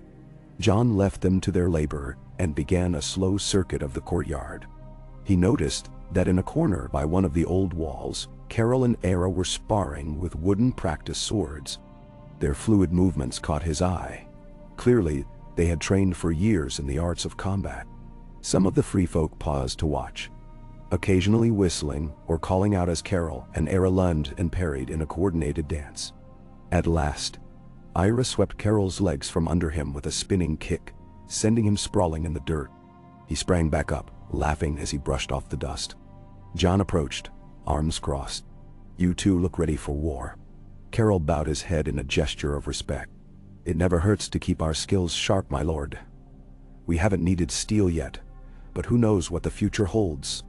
Ira wiped sweat from her brow. If nothing else, we'll be ready if bandits or raiders come sniffing around.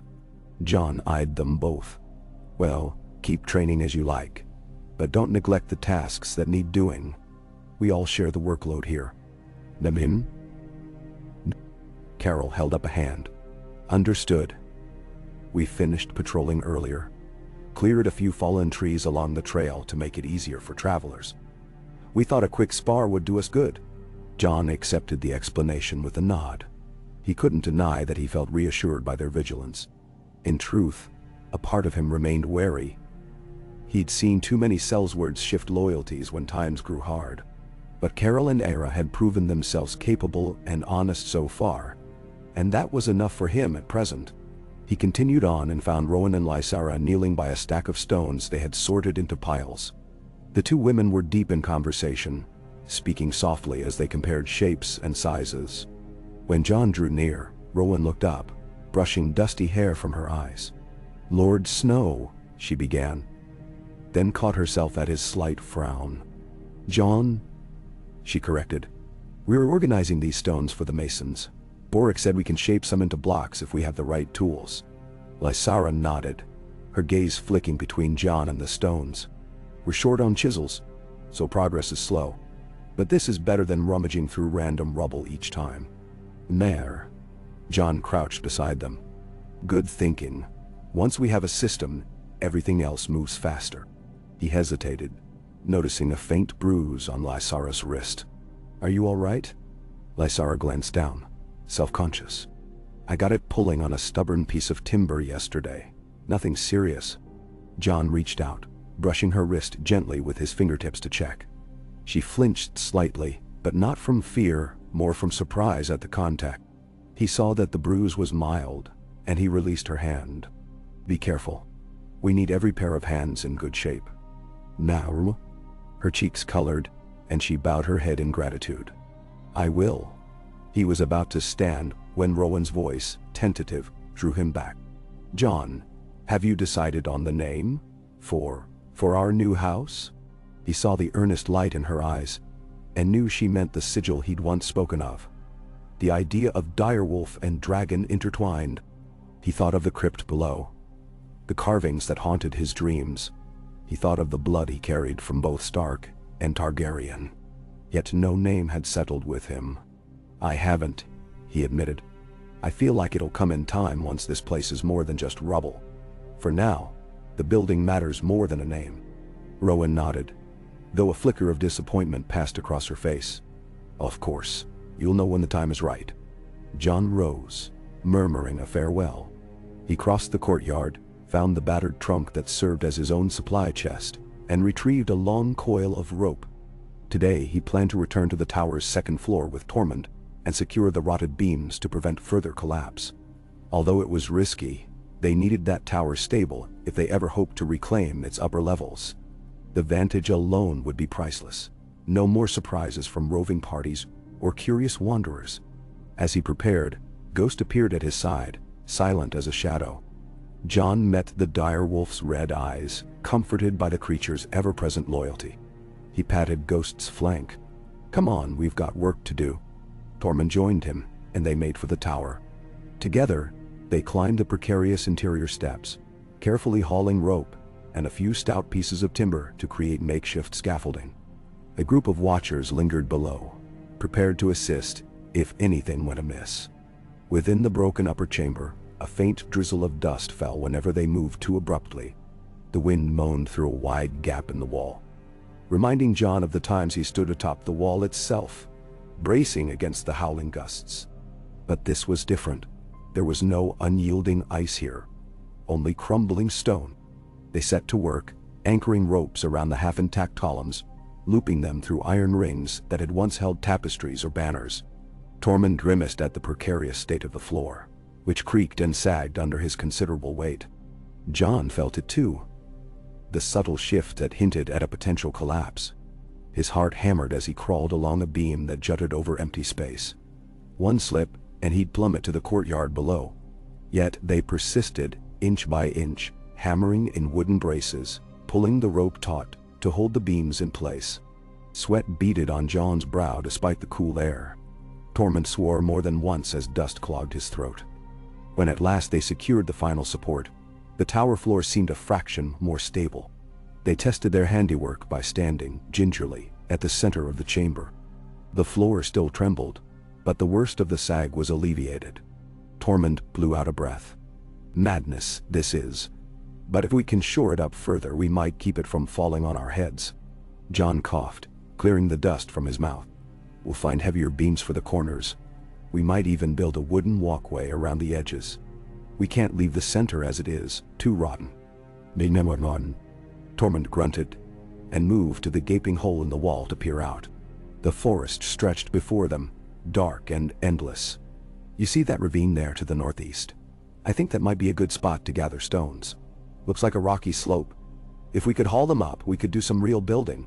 Jon joined him, resting a hand on the jagged edge of stone. He squinted down the slope. The glimmer of water ran through it, a small stream cutting across the land. It was steep, but there might indeed be slabs of stone that could serve their needs.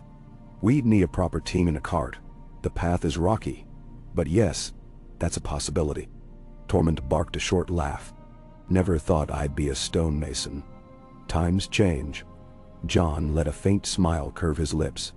"They do. We'll do what we must to build a future here." He paused, looking over his shoulder at the battered interior. "We should head down for now. No sense pushing our luck. This place is still precarious." They descended, leaving the ropes in place. By the time they reached the courtyard, the sun was high overhead, and the promised rain from the morning clouds had not yet arrived. Dozens of people were at work, some carrying stones, others chopping wood. A few practiced archery near the half-rebuilt palisade. The low clamor of voices and tools was nearly constant, an undercurrent of communal effort. Jon heard laughter drifting from a corner. He spied a small group seated on a stone slab, sharing a moment of rest. One of them, a wiry youth from the free folk named Latch, told a story punctuated by dramatic gestures. The others listened, occasionally bursting into hoots of laughter. Jon allowed himself a flicker of amusement. In these small, cheerful interludes, he sensed the spirit that bound these people together. He made his way to where a man named Benric was tending a crude forge. They had used one of the partially intact walls of the keep to shelter the forge from the wind, rigging up a chimney-like opening above to let the smoke escape. Benric was not a master smith by any stretch, but he knew enough to rework nails and repair simple tools. The sound of his hammer rang out in measured strikes. John approached, nodding in greeting. "How goes the forge?" Benric wiped sweat from his brow. "It's rudimentary, but I can manage smaller pieces. Good enough to shape new hinges and sharpen picks. If you find me better iron, I can do more." John observed the blackened lumps of ore stacked by the forge, some gleaned from scattered sources. "We'll keep searching. For now, focus on what we have. Nails, brackets, braces. We'll need them all." Benric nodded, returning to his anvil.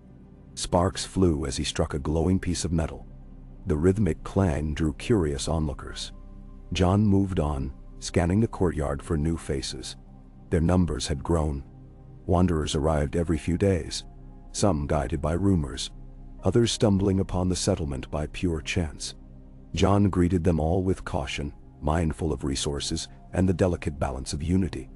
But no matter how unsure he felt, he found it harder and harder to turn anyone away. So many roamed the war-torn realm, rootless and hungry for a place to belong. He passed a group, mending torn tents. One woman, older than the rest, flashed him a toothless grin. "Bless you, my lord. My grandchildren can sleep safe here." "We owe you our thanks." "No," John gently corrected her. "We owe each other. Just do your share, and we'll keep building." Nearby, Carol and Era had finished their sparring and were helping raise new wooden posts in a line behind the gatehouse, fortifying a secondary entrance.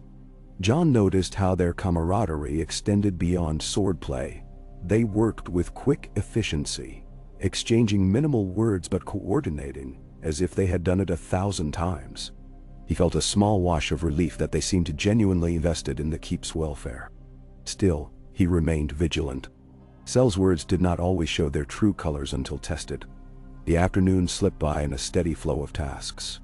People paused only briefly to eat, grabbing bites of bread or boiled roots, then returned to their labors. John wondered if he should insist on a longer rest, but everyone seemed eager to push forward. There was a collective awareness that winter, though not imminent, loomed in their future. The North's warmth was fleeting, and if they wanted to keep fortified before the snows came, they had precious few months. Toward dusk, the clouds that had hovered all day finally opened, releasing a light rain that pattered across the courtyard. Workers scrambled to protect lumber and tools. Fires hissed, throwing up plumes of steam.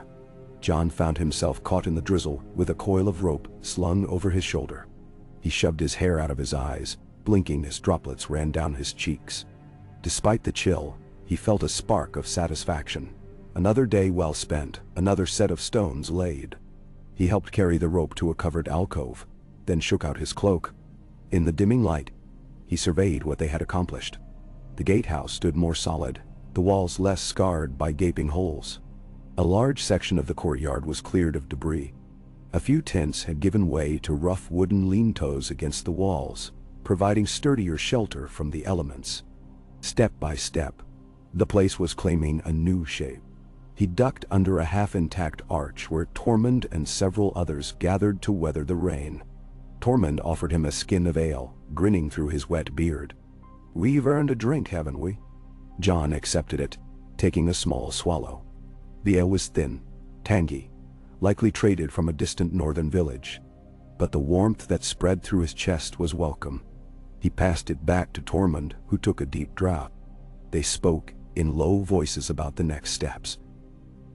The journey to find lime, the need for more iron, the possibility of forging alliances with any nearby lords or free villages. Tormund, practical as always, cautioned about putting too much trust in southern lords, no matter how near they might be. John understood. The North was vast, and old loyalty still carried weight, especially among those who remembered the Stark name. Yet this new endeavor was not purely Stark. It was something else. When the rain tapered off, darkness had settled fully. Torchlight flickered against the walls. People gathered around small fires beneath makeshift coverings. cooking what remained of the day's hunt. John joined them, sharing in the meager meal of salted fish and boiled turnips. He listened as a young girl shyly asked Rowan about the possibility of setting up a school of sorts, teaching letters and sums. Rowan's eyes lit up at the idea, promising to discuss it with John. He caught her glance and gave a consenting nod.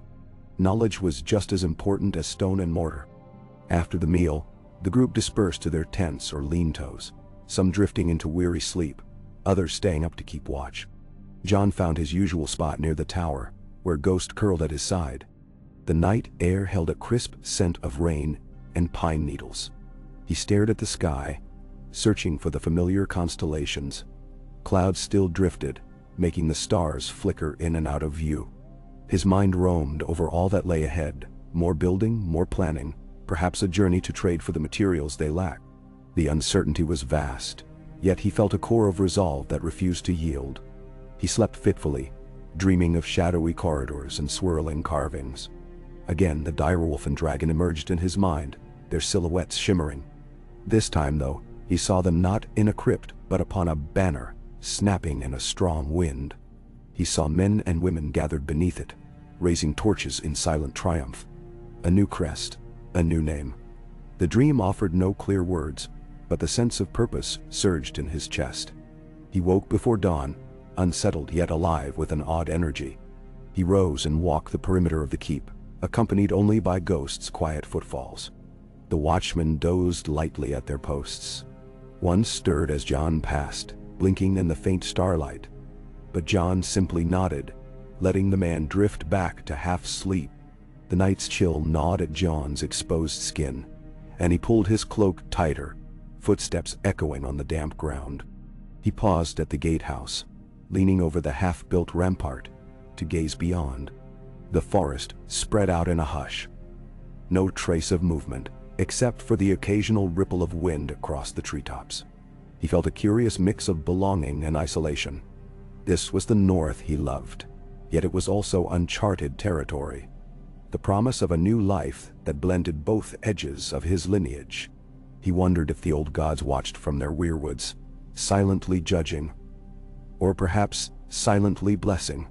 By the time the sun's first pale rays appeared, John had returned to the courtyard and found a seat on a low stone near the smoldering remnants of a fire.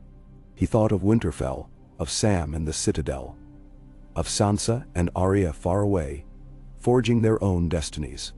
He wondered if he would ever see them again, if he would ever truly reconcile his sense of identity. But the morning light drew him back to the present, to this half-ruined keep and the people who relied on him. Work resumed soon after, the cycle of hauling, cutting, shaping, and building. Boric led a team to patch a particularly fragile section of wall, grumbling good-naturedly about the poor quality of some of the older stones. Rowan and Lysara organized the smaller tasks, assigning newcomers to gather wood or fetch water. Tormund supervised a group of free folk who planned to explore the ravine for stones. Carol and Errol alternated between patrolling the perimeter and assisting where muscle was needed. Around midday, a commotion arose near the forest's edge. John hurried toward the sound, hand instinctively moving to the hilt of Longclaw. He saw Carol striding out of the shadows, leading a limping man whose clothes were torn and bloodied. Ira flanked them, scanning the trees as if expecting to be followed. John reached them, heart pounding. What happened? Carol eased the man onto a makeshift stool near the fire. We found him stumbling near the old road. Bandits attacked him, or so he claims. He's lucky to be alive. The injured man's face was pale, and he clutched a bleeding gash along his thigh. He looked to be in his 30s, with close-cropped dark hair and a weary, haunted expression. John knelt beside him, calling for water and bandages. Rowan hurried up with a rag and a small pot of boiled water. The man winced as John and Rowan washed and wrapped the wound, but he murmured quiet thanks through clenched teeth. John kept his voice level. "Who are you?" The man swallowed. "Baron Laneth, from a farmstead near the coast. We were traveling north, my wife and I." His voice hitched, and he struggled to continue. "Bandits fell on us 2 nights back, out of nowhere. We ran. I lost her in the chaos. I don't know if..." He broke off, covering his face with a trembling hand.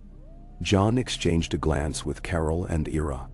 Tormund arrived, standing at Joan's shoulder, his presence solid as a rock. John took a steadying breath. "We'll help if we can." "Are you sure it was bandits?"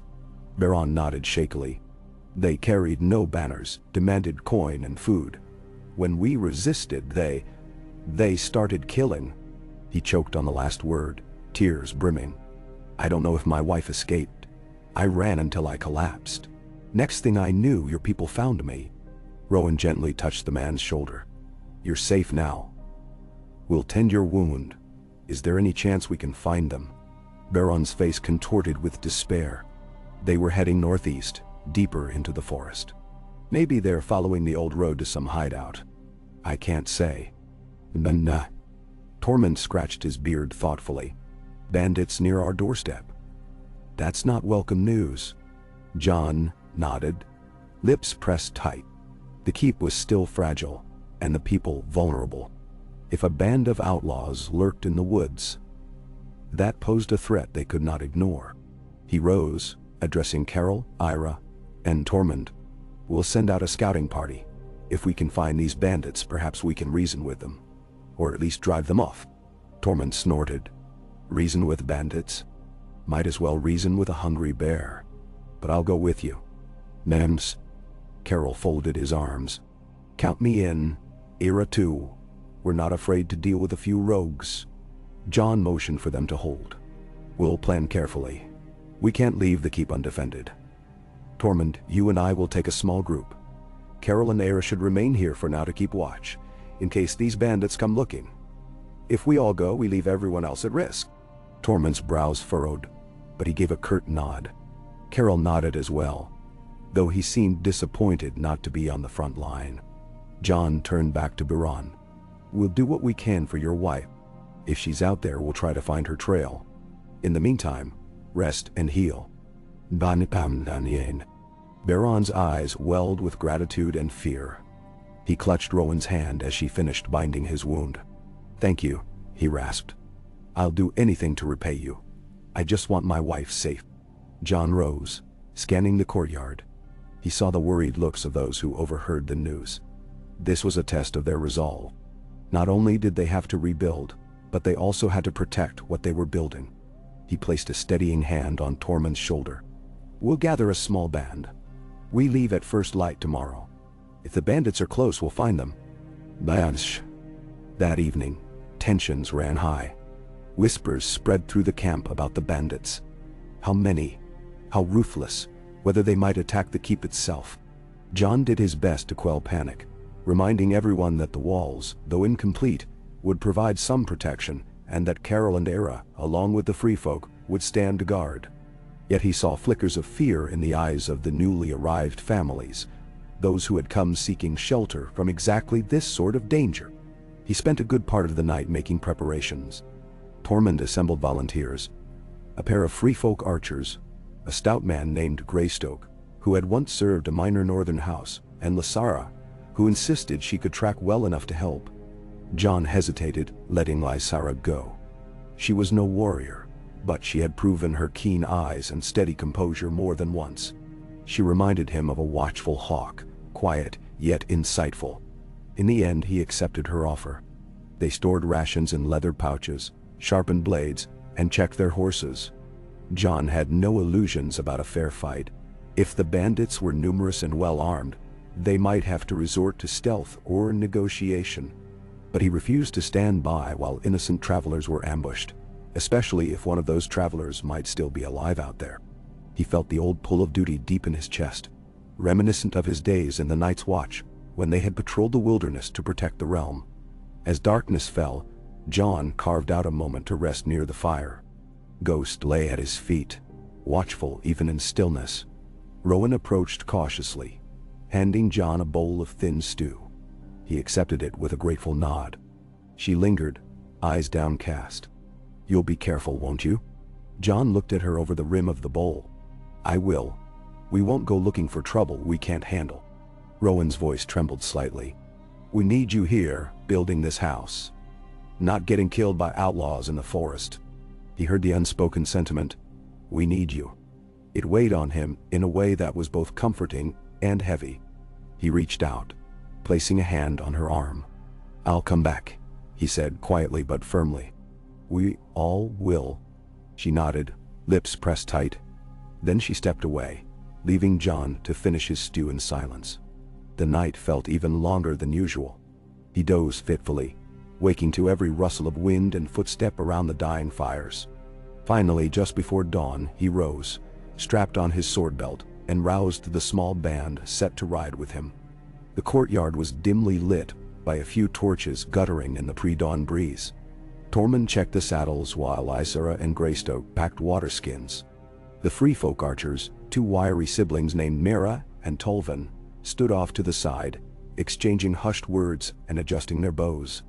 Carol and Era awaited them by the gate, where they would remain behind as a defensive measure. John tightened the cloak around his shoulders, feeling the chill nip at his face. He turned to Carol and Era. "Keep an eye out. If anything seems amiss, send a runner. We'll return as soon as we can." Ira dipped her head. "Good hunting." Carol clasped Joan's forearm briefly. "May your sword find true aim." John inclined his head in thanks. He mounted his horse, a sturdy bay mare with shaggy fetlocks suited for rough northern terrain, and eased her forward.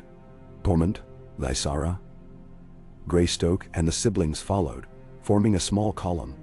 Ghost bounded alongside, refusing to be left behind. They passed through the half-finished palisade, the gates creaking ominously in the cool morning hush. Outside the forest loomed, shadows stretching beneath the tall pines. John led them east, hoping to pick up any tracks of the bandits.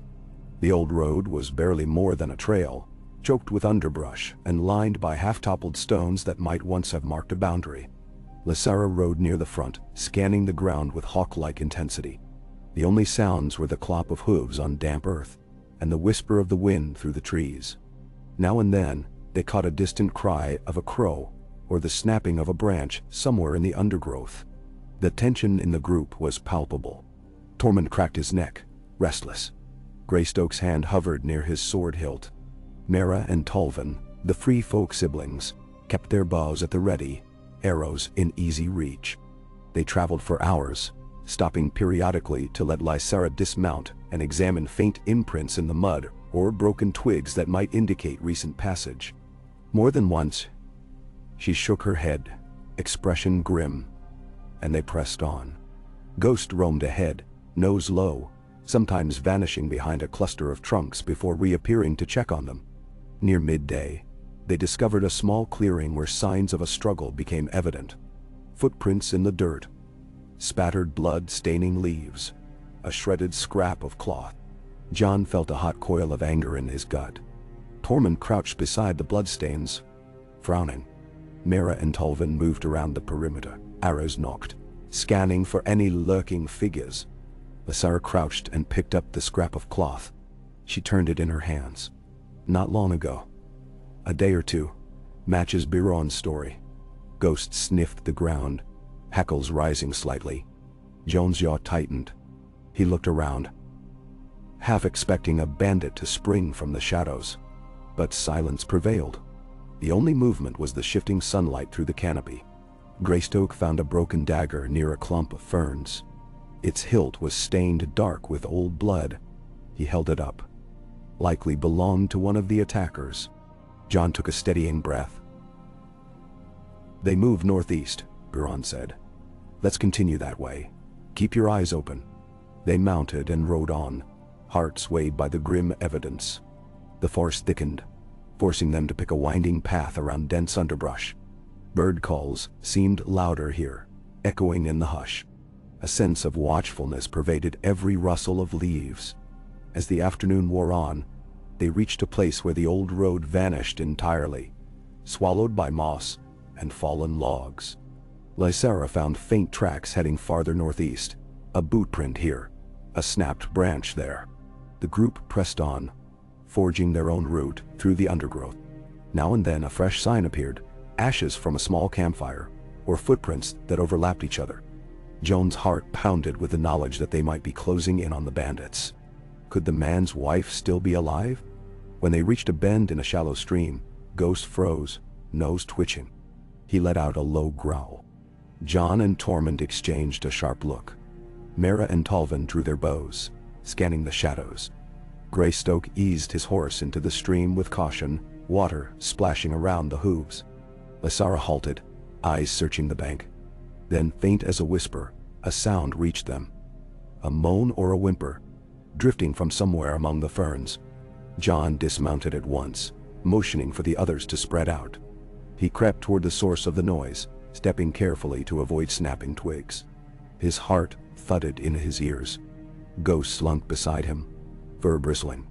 At last, Jon parted a stand of tall ferns and found a woman lying against a trunk, her clothes torn, her face streaked with mud and dried blood.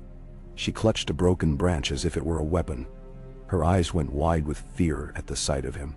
He raised his hands, trying to appear non-threatening. "It's all right.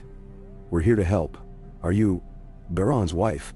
Tears welled in her eyes at the mention of Baron. She tried to speak, but only a rasp came out.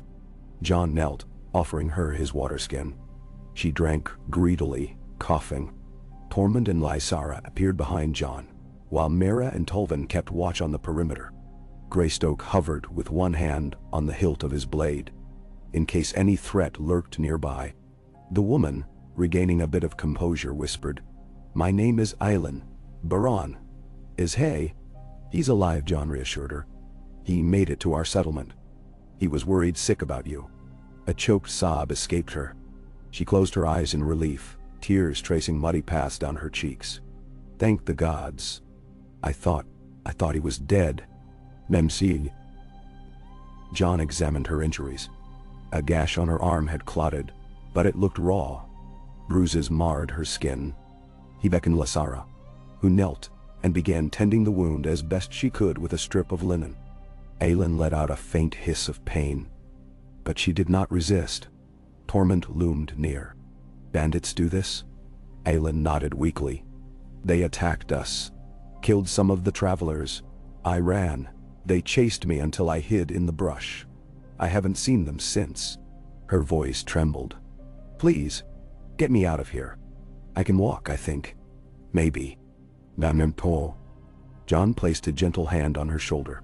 "We will, as soon as we can. But do you know how many they were, or where they went?" She swallowed hard. "I saw at least 6, maybe more. They had a leader. A tall man with a scar across his cheek. He talked about meeting others at a camp somewhere deeper in the woods." Jon's jaw tightened. "Right. We'll get you to safety, then see if we can do something about these brigands. For now, let's focus on you."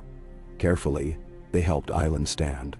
She wobbled, grimacing, but determination lit her eyes. She repeated Baron's name like a talisman, as if the knowledge he was alive sustained her. Tormund looped an arm around her for support, and they guided her back to the horses. Ghost hovered protectively. Mera and Tolvan remained on high alert, scanning the tree line for any sign of watchers. None appeared. With effort, Eilen managed to mount one of the free folk's horses, holding tight to the saddle horn. She trembled from head to toe, though her gaze held fierce relief.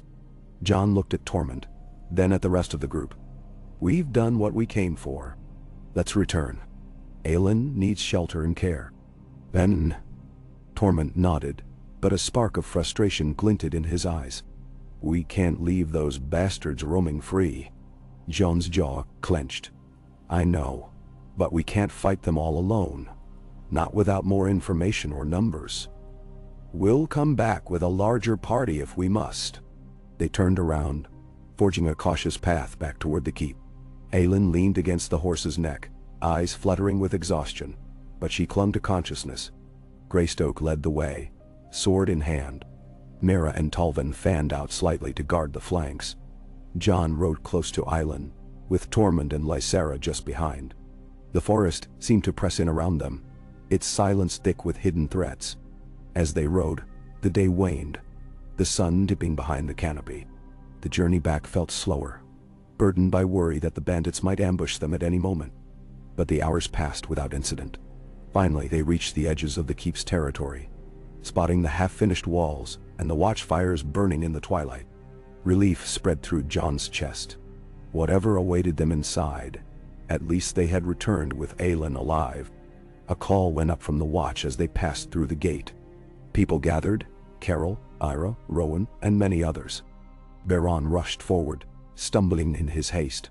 When he saw Aelin slip down from the saddle, he fell to his knees beside her, arms wrapping her in a trembling embrace. Tears streaked both their faces. Even Tormund, normally irreverent, stood silent, allowing the couple their reunion. Rowan stepped forward with fresh bandages and water, ushering Aelin and Beron to a quiet spot by the fire. Others murmured soft exclamations of relief and curiosity. Ghost circled, sniffing the air as if double-checking that all was well.